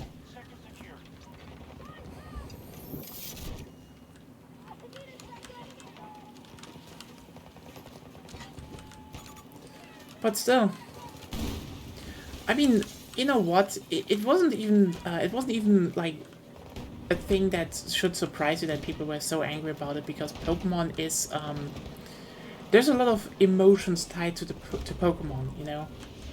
It's, again, I still think my opinion on Palworld is it's just creatively bankrupt, and it's also kind of an insult to all the other games that did more, just straight up did more. It's more of a religion than a media friend. I mean, it's very much ingrained into people's childhood, so yeah, obviously they're like, I think a lot of people really forgot how many people grew up with Pokemon, and that's not what I mean. It's more like, you know, the designs were very clearly just, you know, swap some parts out, change a bit of the color. It's more like, you know, again, design-wise, a lot of the other indie games did a lot more work in there, and also most of the map is very standard Unreal Engine assets, so it's like, yeah, it's just like, oh hey, cool, so you just use a lot of Unreal Engine assets like you did in your, you know, previous game where you haven't patched in major content in a long time, and stuff like that. So it's like, yeah, that's what I mean with, you know, other games did a lot more work than that. And also the, you know, the company behind it is shit. Like, it's run by a crypto guy who constantly is like, I don't want to make creative games. I just want to make games that are, you know, I just want to copy shit that's popular. And you're like, oh, cool. Maybe don't support that person. But again, this isn't the thing about, you know, if this is popular or not. Or if it's morally right or so. It's more like, you know, everyone threw their, you know, money behind a quite obviously not that fun game. Not that many people play it anymore. It just dropped off. The thing, like, the big social thing of 2024 right now is Helldivers 2. Palworld came and was like a 1-week joke. You know, tied with some outrage of, you know, people being like, we're showing it to Pokemon. You know, something that held 1 week and then, yeah. It was literally 1 week, and then everyone, you know, there was the Pokemon Direct, and then everyone's like, we're back on liking Pokemon. It's like, yeah, see? There was nothing. I mean, that's the thing. It's... I don't really think Pokemon is holy anyway. It's just, you know, like, I don't like the company and what they and how they did it. That's just shitty and more, you know, creatively bankrupt, and also, you know, holding that up as the thing, you know, oh, we need to defend in some way. It's like, it just kind of slaps into the face of, you know, again, so many other game devs that did a lot more work. That's just like, yeah. That's internet discourse for you. I mean, honestly, most people would have probably just moved on anyway. Like, again, the internet bubble is small. We're nothing major. We're like, you know, people like Twitter isn't even 1 million people anymore. We're just a few 100,000 people that just scream at each other. What we do is worthless besides the bubble that we scream inside. I mean, sometimes that bubble is everything on Twitter, you know? They're hitting hard. But, Objective! it's 10 people and bots. Oh boy, there were definitely bots, yeah.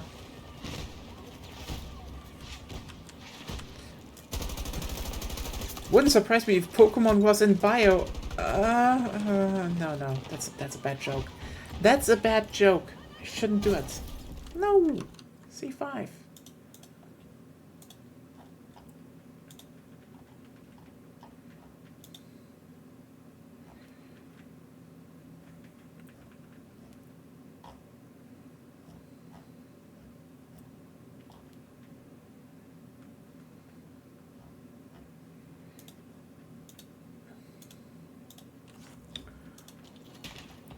But yeah, it just didn't hold a lot of times. Like the cultural impact that we have right now, like Cerveza Crystal has bigger cultural impact than Pal World.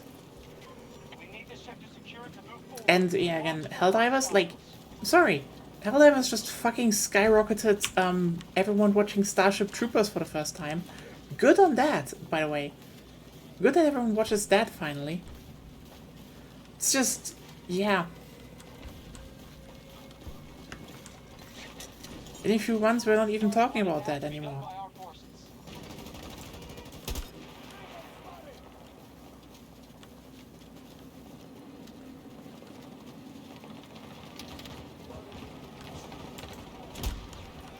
Oh yeah, by the way, can we talk about, can we also talk about the fact that, Capcom for some reason is like, oh yeah, we have this wonderful stream coming up for our 20th, I think 20th anniversary of, Monster Hunter, and you're like, oh cool, we are not going to announce any games on it, and you're like, why? Why are you making a stream celebrating the release of Monster Hunter 1 20 years ago, and you're not making any fucking announcement? Just, hey, that would be a perfect place to announce some, you know, ports or remasters. That would be useful. And it's like, nope, they're just like, we're just gonna reveal all the, you know, most popular monsters in the series, and I'm like, oh, you mean from that vote where you didn't check if anyone has played a Monster Hunter game before World? But then everyone needs to play before World to be a monster. Shut the fuck up!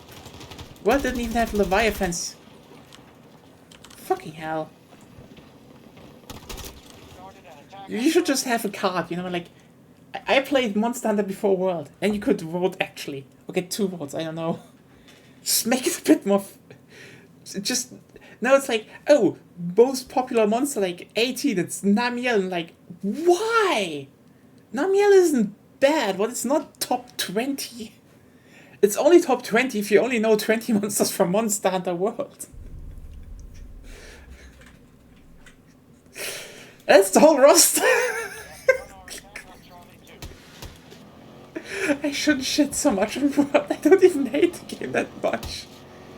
It's just so easy.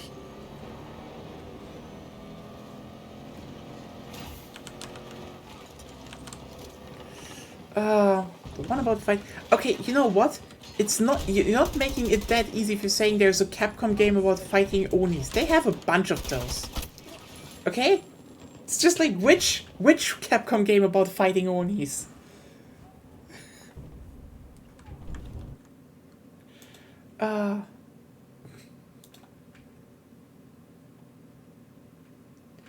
Okay, colorful, okay, you know what? Colorful Capcom game. Claire, do you have any idea how much that doesn't make it any more clear? It's just... Forgot the title, it's in Japanese. Okay, that doesn't help either! It's just... You're just describing like 3 things that could happen in any Capcom game. Wait, they haven't fought Onis in Resident Evil. They might though. They fucking might though. If it ever comes to Japan, you will fucking fight Onis. Hey, I don't make the rules, that's Capcom.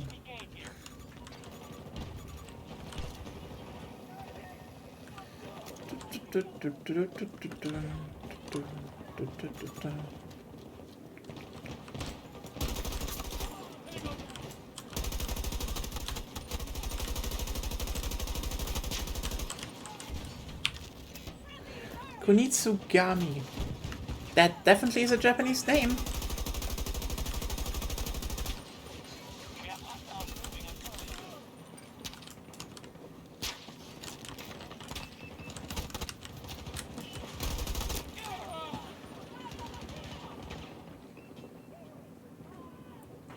Then again, it's Capcom. They usually, you know, they release a game recently, it's usually pretty good. That's just Capcom.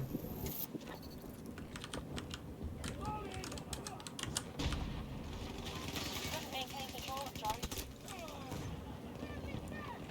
Ah, okay. Maybe I'm gonna see it one day or so. Who knows?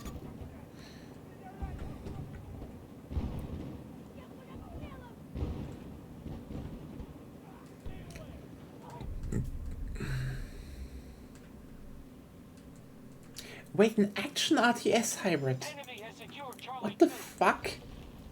You mean RTS in the Pikmin sense or in the top-down sense?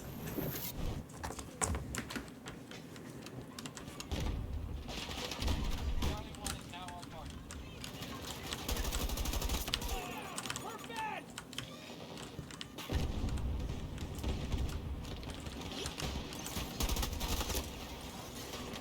I think. Oh yeah. I mean, Pikmin isn't an RTS, so you know. I know people keep claiming it, but it isn't. So it's more like, oh yeah, you have a group of things going at. That's. So it's an Overlord like.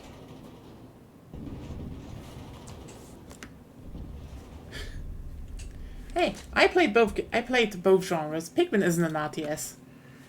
It just isn't really. But yeah, it's an Overlord like what you're describing. Like, oh, you have some action. You have some action combat, and you have some things to eat around. That's Overlord. They're making an Overlord like. There, I ruined it. Okay, not even that bad. Overlord 1 and 2 are fine games. I think they made the third game and sucked ass. Lock down an objective. It's even British, so you know what? That's an honor. Mentioning British gaming scene. I guess now I confused you.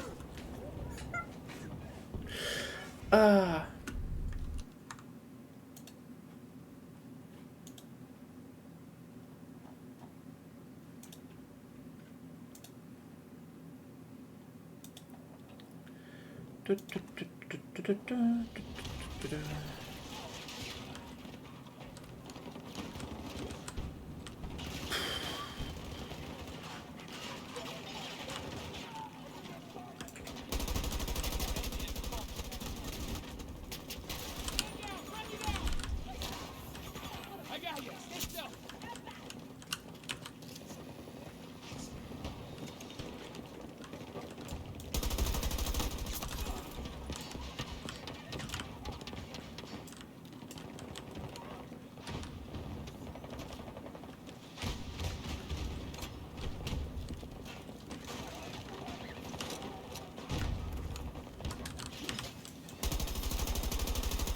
Power attack on Charlie 2 is underway.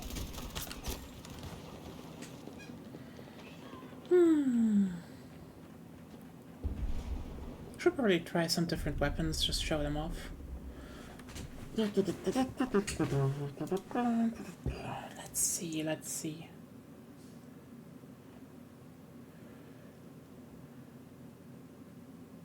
know what? Let's take out the classic.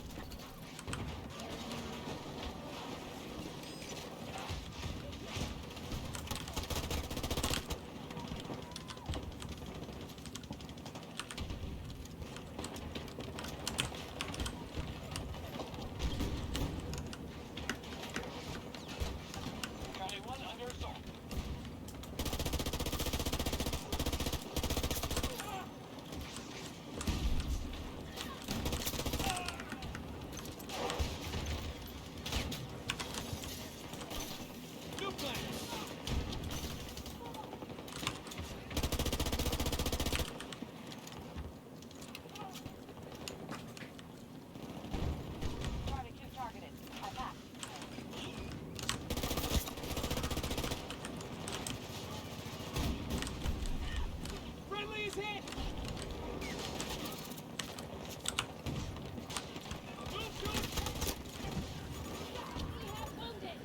Damn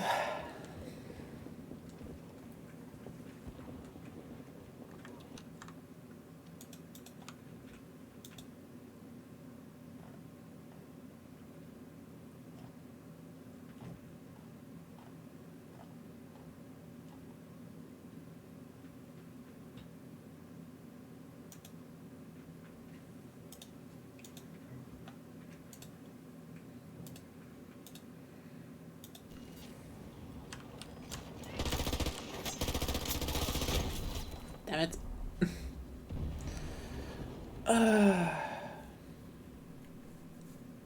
Allied forces are attacking Charlie 2. I don't know what happens to these to the vault weapons in the next season. I think they talked about that they want to add more features and rework stuff with them, which, you know, would be cool. But then again, only now we have so. Oh yeah, I wanted to say that earlier. Like, this is the whole thing with, you know, things that get teased and are probably dead. Like you know, like Silk Song. Like, Give me a ride! now the whole thing is like, oh, what is gonna be, you know, the next weapons and gadgets and vehicles for season 7? And people are taking out the SU something drone. A drone that literally has been data mined in the game since before the first season hit, like around launch. And it has never manifested in 3 years. And people, you know, every season, someone's like, oh, it's coming this time. And people are like, oh, is it coming this time? And then it's not coming. And it's like, oh, wow. And I do wonder what might be coming next, because, you know, the devs keep tweeting, you know, they keep posting and tweeting pictures of, you know, mechs. And it's like, what does this, you know, All objectives secure. Spectrum is now under our control. what does this dev mean, that lead dev, when he posts, you know, how he see, you know, how he will meet us on the battlefield, and then, you know, has some Gundam pictures attached to that. It's like, I don't know, maybe he wants to tell us something. Maybe then, I don't know, maybe, but you know what? Maybe the Iron-Blooded Orphans picture was not about the mech, it was actually about the child soldiers. Oh god, that would actually fit. Oh fuck, no, that would be dark. That would be fucking dark, actually. Take the Oof. and end it. Stop it. No, they kept posting, but Multiverse seems to be coming back when everyone said, no, Warner Brothers killed it. It killed it for the amusement of killing it, and that's not coming back. It's dead. Multiverse is dead.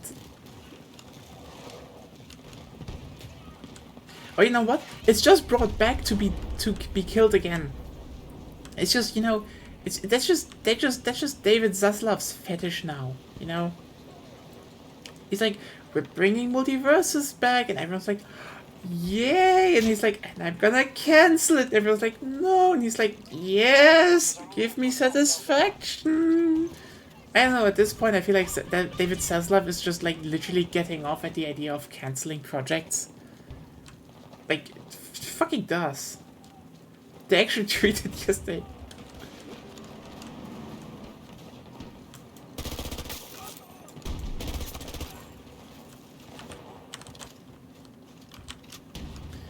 You know what? It would be really funny if this is gonna be like, you know, an announcement, you know, that Love Life situation. You know, where they have to announce the return of the game and the subsequent cancellation. That would be very funny. Kinda dark, but funny.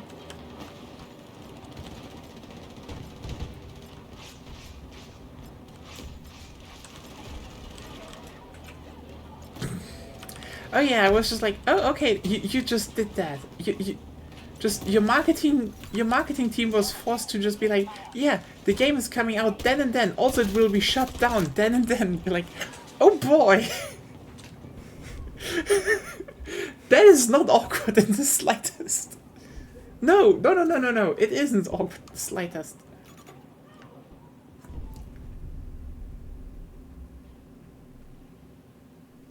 They made a McDonald's collab. Many troops. Do not relent.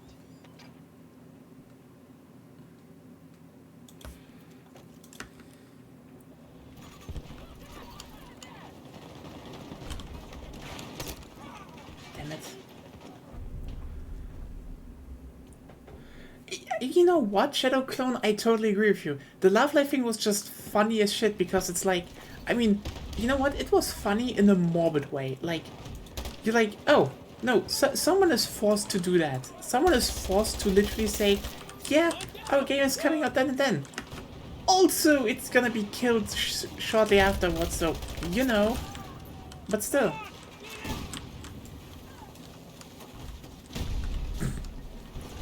Oh boy. That is such, you know what, it is such a good idea to make your games, you know, online mobile games. Totally, not a bad idea. I can see nothing that goes wrong with that, Claire. Oh wow. The A91 is still pretty good.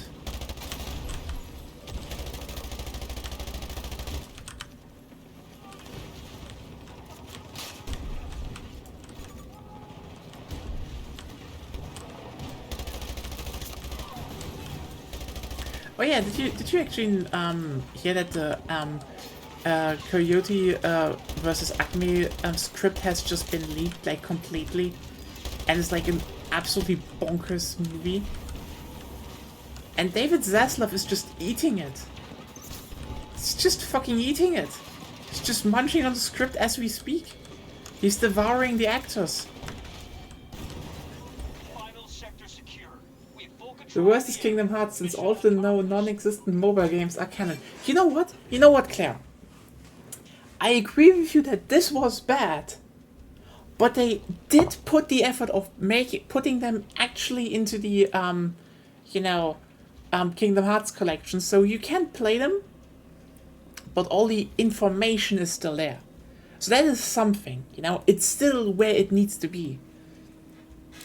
Like, if anything, the irony about Kingdom Hearts is that, yeah, it's a convoluted series that has over 20 years developed in a mess of spin-offs and collaboration and mobile games. And then they actually went and were like, hey, about how we concentrate that again and just make games again. You're like, oh. So you're just, you're making it easier to follow now. Like, So to the line. you know, that's something. Didn't fuck it up, honestly.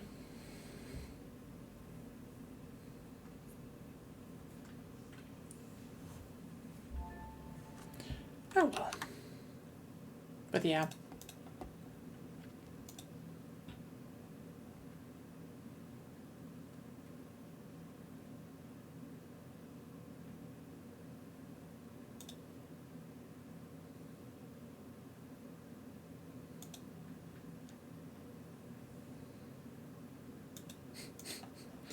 Oh god.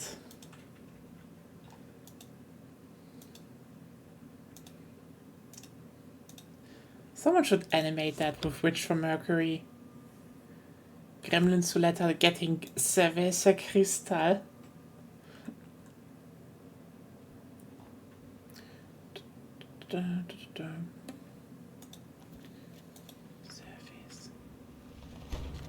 Well, that's at least something.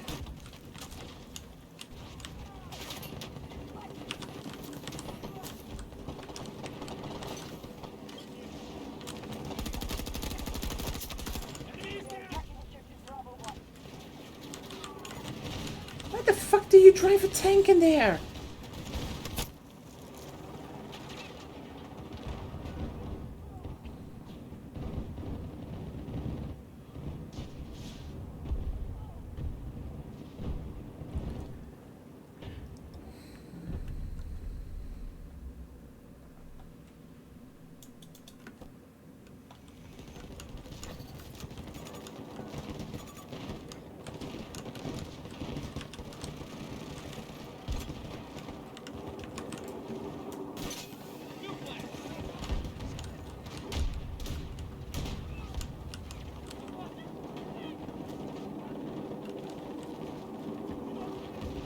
Delta sector has fallen to our enemy. Soldier down!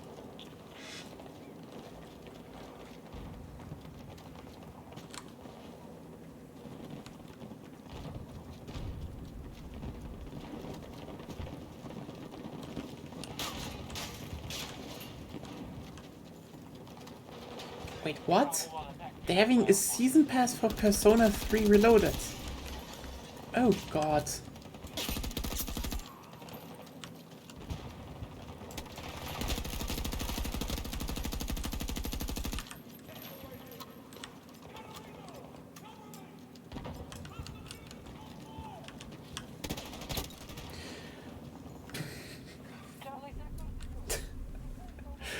What is in there? I mean, probably the stuff that was in Portable, and I mean, they will probably bring back FemMC one day.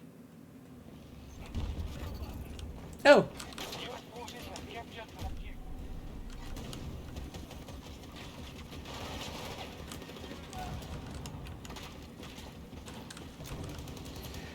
Really? That just makes me even more like, yeah, just wait until the complete edition is out. Who cares? Then you can play the game. Even more reasons to not spend Wave 2's one costume. Okay, that's pathetic, actually. Like, you know, I get when, you know, in for Resident Evil they were like, yeah, we're making a small DLC so you can, you know, actually, you know, we have the thing that we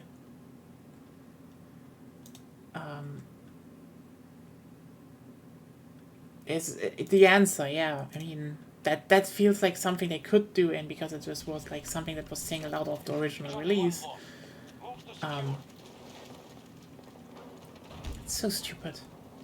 Like, you know, when Resident Evil 4 made, you know, Separate Ways, it was like, oh yeah, that's Separate Ways, that was on the PS2, and they just put extra time in it and to make it, you know, its own thing. And it's, you know, a small thing you can buy on its own. That's fine.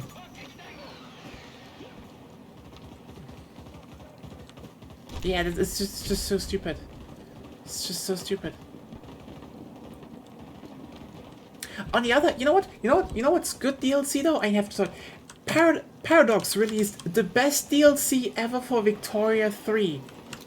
It's a free fucking train DLC where you get more trains in the game. Yeah, just train models, but still, there's new Austrian-German trains. There are new English ones. There are new French ones. It's just like, yes, trains. And for free. And they uploaded a whole 11-minute video just to have a deep dive into it. It's like, oh my god. The fan service for the autism. It's just like, just do it. Yes, thank you, Victoria Free. Everyone loves trains. I know I shouldn't make the joke, but you know what? People with autism made the joke already, so I can just... I guess it's free reign now. Also, I like trains. It's amazing.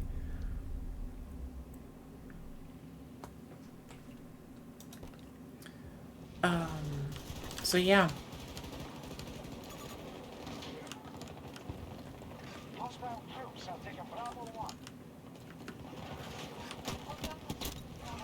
damn it.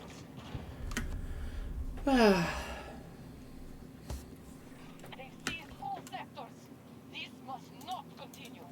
No, I didn't. What the fuck? No, I just die. But yeah, there's just a free train package, and that's amazing. It's just really good. The only thing that kind of pisses me off is the fact that Sphere of Influence is not in March. It's in May. We now hold Bravo sector. Like Paradox, please, what? Like, here's the thing. If Sphere of Influence is amazing, I don't really care. But really, May, I was like, oh yeah, maybe we can just play more Helldivers, you know, through March. I guess we're going to play more Helldivers through a lot of months, actually. Fuck. Claire, I'm still amazed that there's apparently a fully functional female main character mod for Persona 5. I mean, that's not hard to do. Joker isn't talking. Joker is already kind of feminine, so you can just make her easily and kind of hot. Also, she would just be like a raging lesbian anyway. So, you know, it's not hard. Hold on to the enemy.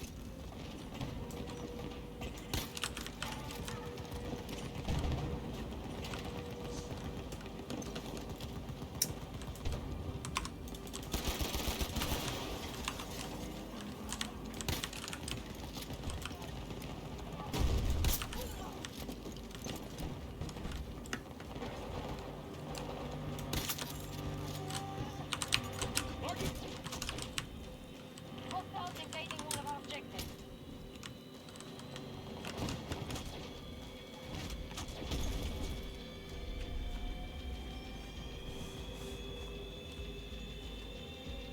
I think fully functional is probably different because again in We've lost the battle. Persona 5 it's like more it probably is mostly just a reskin and it works. The game is like kinda easy to do anyway.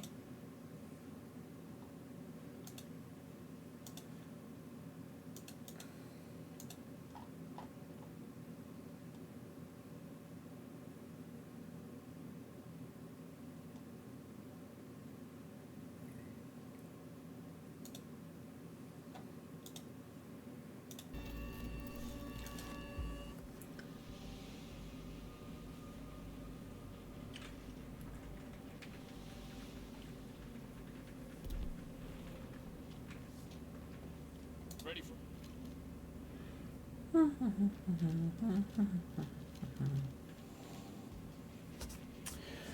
Oh well.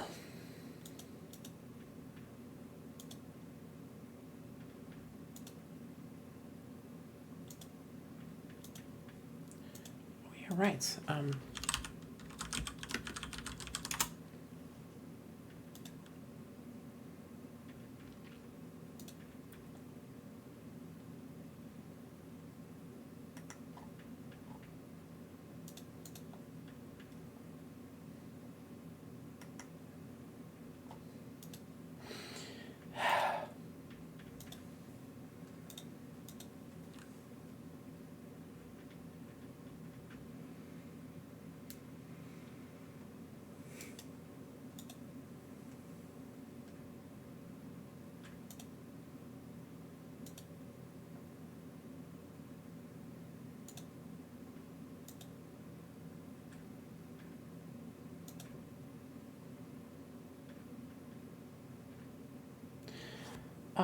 Yeah, we'll probably will do that.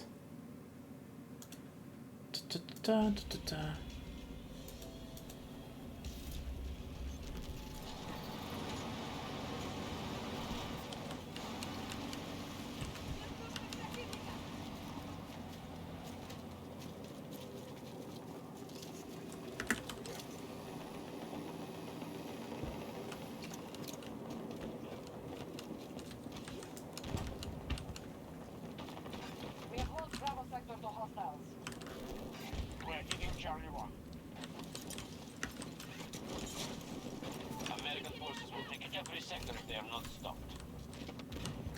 I think it does, yeah. So you can use that. I'd still rather play with mouse and keyboard actually. Capture control of Charlie sector. reloading now. But I think it does, yeah. Oh fuck. I shouldn't run around with the crossbow all the time. I'm not that good with it. Anyway, so oh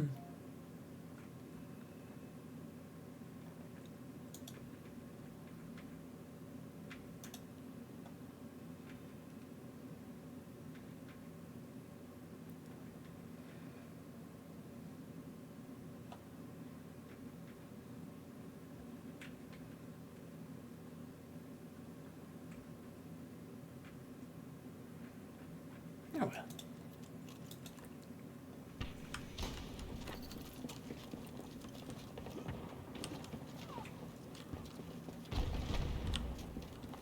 Objective lost. But yeah, I'm still kind of interested in if they are going to make mechs gonna happen this next season. Like, again, a lot of devs are tweeting about mechs, you know, being like, wink, wink, nudge, nudge. And it's like, okay, cool idea. The problem is just that it really doesn't fit in the timeline. Our forces now hold Like, this game, especially with the next season, is like a whole prequel to 2142, and the mechs in 2142 happened a lot later, so I'm just like really confused how they want to pull that off.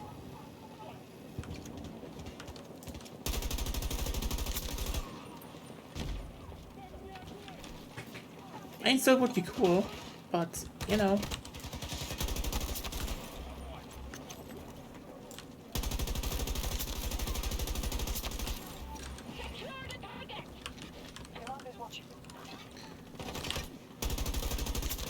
I mean, it might just be, you know, I have this feeling that it might just be kind of like advanced exosuits. So, you know, not big walkers, you know, like you saw in 2142, or, you know, stuff like Gundam, etc. More like slightly bigger walking suits, more like that. That could also be the case, but unsure about that.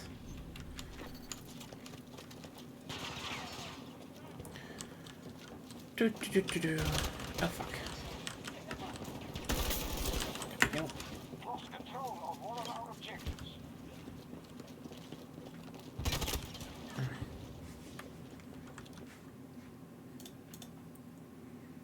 Also, I'm still debating with myself if I should get that one paranoia bundle on Humble, because it's like I should probably use it. I get it because, you know, it's paranoia. I already have that. I generally think that it's a good system, and I kind of want to play it with people. So, you know, having it in English and handing around the PDFs would be useful. But also I'm like, should I? It's money. And my brain just revolts. It's like, it's 16 bucks. That you won't get a whole. You won't get 3 systems with extra material. You won't get that cheaper. Why the fuck am I having problems?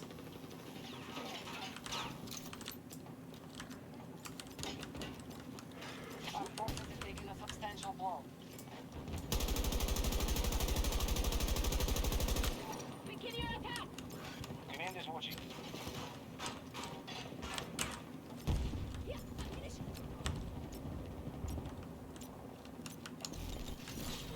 Bravo sector is now ours.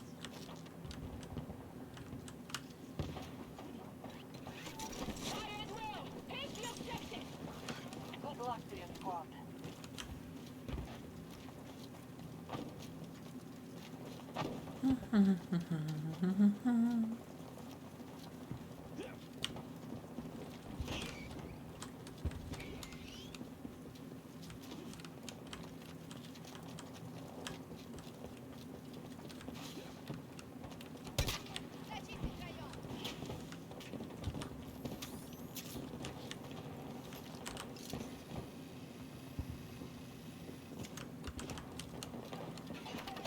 Charlie sector is falling to the enemy.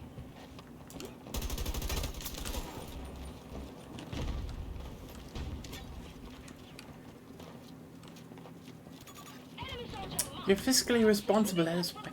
Our troops are moving on Charlie. I mean, that's probably more like because I spent a significant time of my upbringing in Swabia, I guess. It's not really fiscally responsible. It's weird. I shouldn't spend money obsession. It's like, it's 16 bucks. 16. That's fucking nothing for a system. And it's not even a whole system. It's 3 fucking editions. It's just like...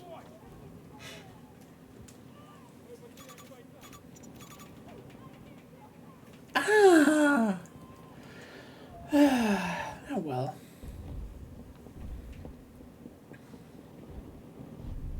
Meow. So you're wondering why I'm not really driving any tanks? Oh, wait. Oh fuck, oh no. Oh good. Thankfully that thing is fucking bulky.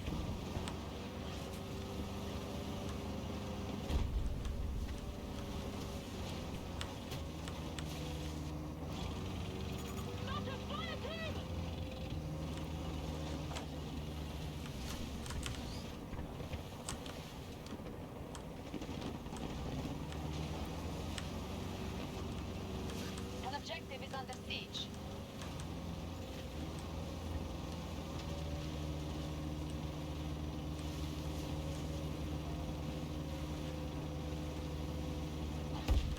Shadow Clone. See, I would have just bought it. Why though?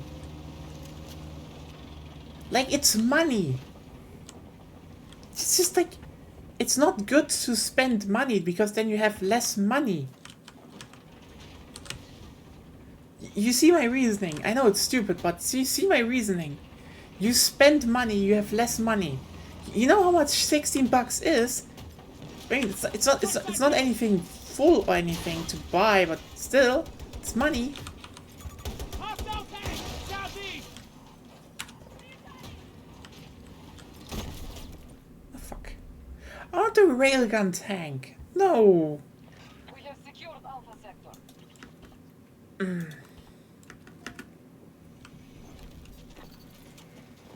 You can get like 2 burritos for that kind of money. Yeah, so Claire, that's a problem. We don't have burritos here in Germany. We have döner though. I could at least get 2 döners or so. With fries even. Oh my. Well, that's good though. Oh my. Fuck, now I want döner. Fuck. Why is there no, good döner shop open 24/7 in my area? What döner? No.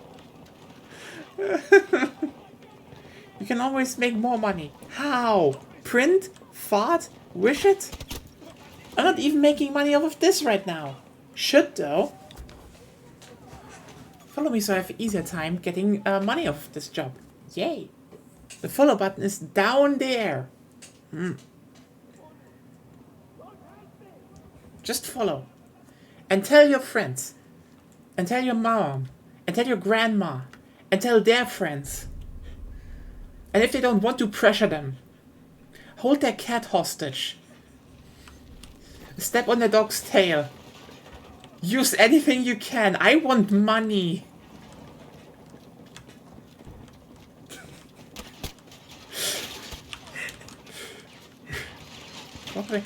No, you rob a bank and then donate it to me. No one will find out where the money went. Shadow Clone 1000 just made $1 million donation. Dinner for the hungry near. Yeah, it's Ö. You should write an Ö. Ö. Here, you know what? Here. Free Ö.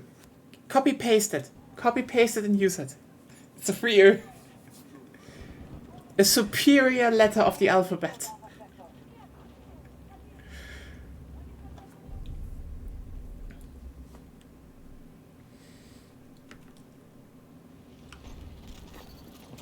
Yes, very well done. You learn fast. Döner. Not Donau. That sounds like Donau. And Donau is a river.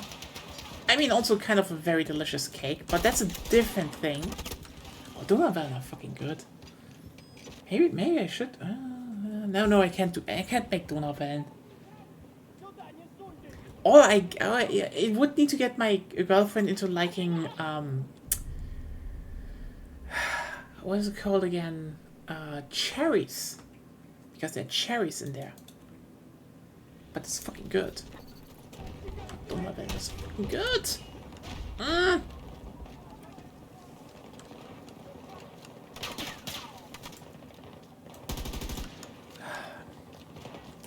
Imagine growing up in a country where they don't make good cakes. Just like, this would be sad, you know? Just sad.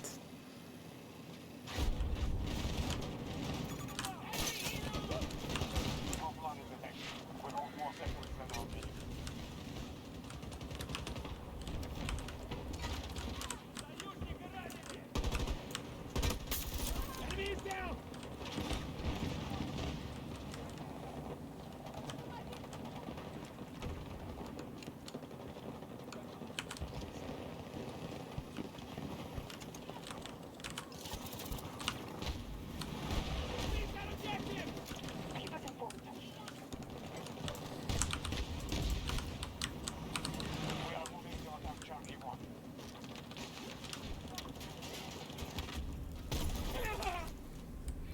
It's still kind of weird to think back that during the 2000s, Döner was just the punchline for every joke in Germany.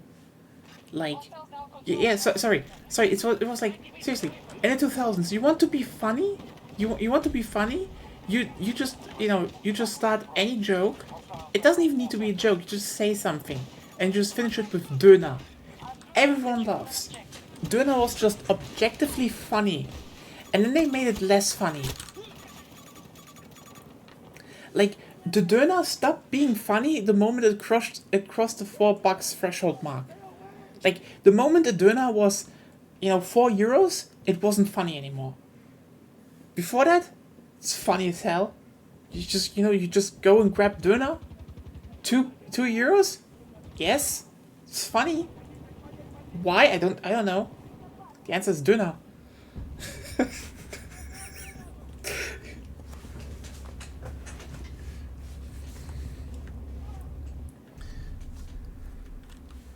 Like, seriously, you could make any joke.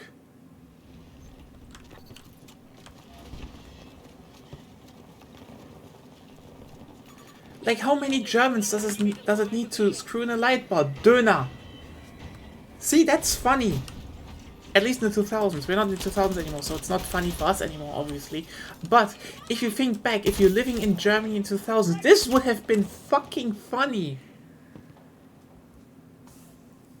It's like, oh, you're earning money? Döner. You can pay with Döner. Döner is just, you know what? It's cheap, and most of the time when you're in school, you're only owing like $2 anyway. So it's like, here's a Döner. And you're like, cool. It's $2 that I can eat. Best money ever. And now it's gone.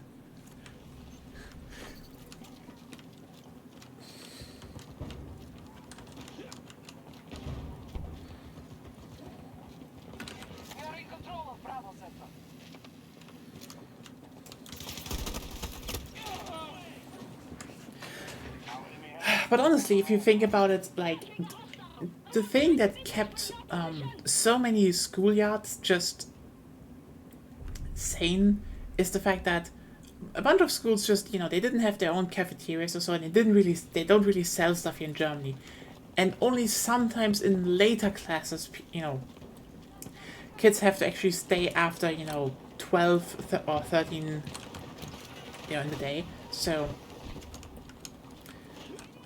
well, what do you do then? It's like either you have some shitty,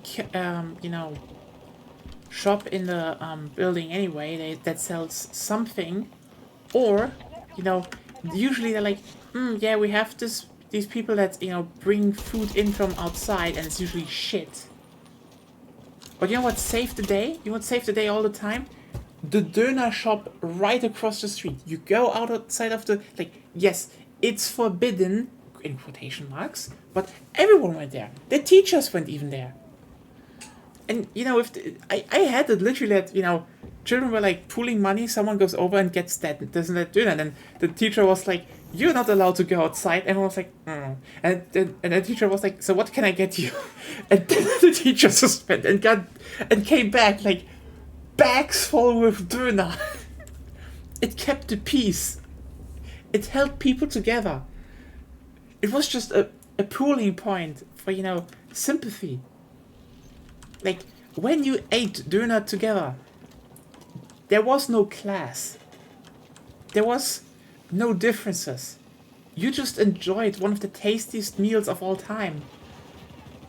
And now you're probably hungry. Am I right?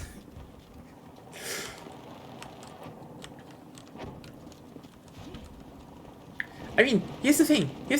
You know what makes Döner? Maybe I should get Döner tomorrow. It is. I mean, I don't know how good British Döner is, but here's the thing. You know how you get good Döner in Germany, okay? So, you go into a Döner shop. The onions, the salad, and every veggie is piled up against the glass. If it's piled up, that's a good sign. It smells slightly fat in the air. Amazing. The more fat, the better. The guy behind the bar is like, Hallo Chef, was kann ich für die tun heute? And then you're like, oh yeah, they know me. And it's like, noch ein extra Wutz, Chef. Du sagst, mit extra scharf. Geht klar, Chef. And you're like, yeah, that's gonna be peak Döner. That's just peak Döner. This place opposite me. Well, that sounds good. They control more sectors than we do. We must Yeah, but like, yeah, you go into a Döner shop and they call you chef. It's just, you know, that's just extra thing. Like, you have a shit day, and you come in, it's like, you just want to grab some food, but then they just like your day. They respect you. They call you chef. It's just... Döner shops. They cure the soul. They heal the wounds of the daily meat grinder that we all go through. Nearly all go through. And you know the chain no K-pop man, it's a chain, so no K-pop man calling you boss. See, so that's not good Döner. If they don't call you boss or chef, it's not good Döner. It's not good Döner.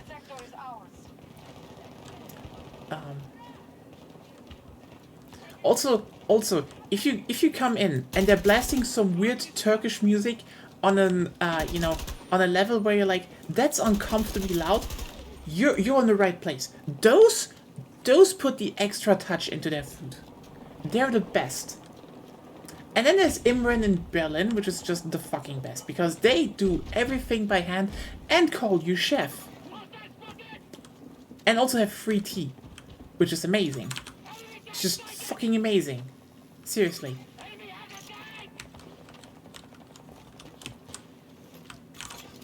Anyway, I'm really fucking hungry. Shit, that's not good.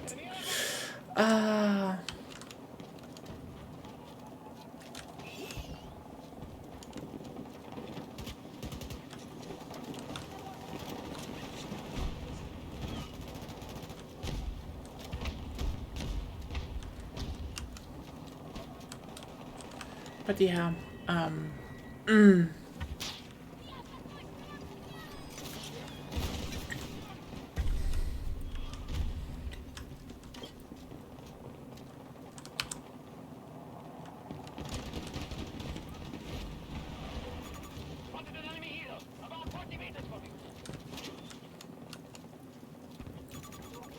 But yeah, I don't know. Is there anything what you know? Like, I generally think, you know, if you go into you know, if you go, for example, into like an Asian, you know, Asian restaurant, Vietnamese restaurant, and it smells like kind of fatty, really strong fry / MSG smell, it's like, yeah, that's gonna be a good time. That's the good time. And, you know, if they're kinda, you know, unfriendly, better.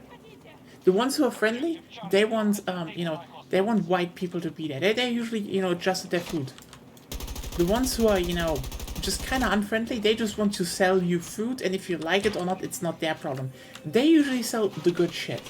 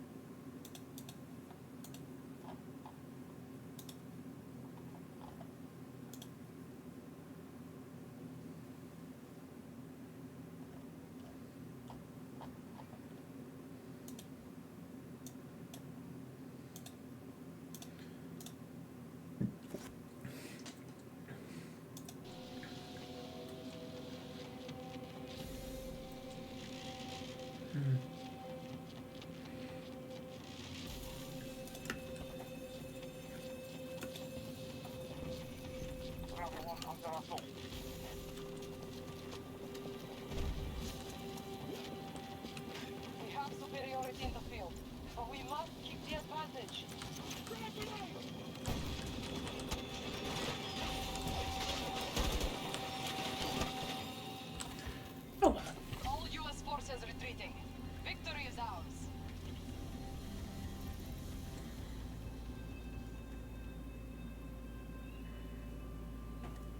well, I guess we can call it quit here though.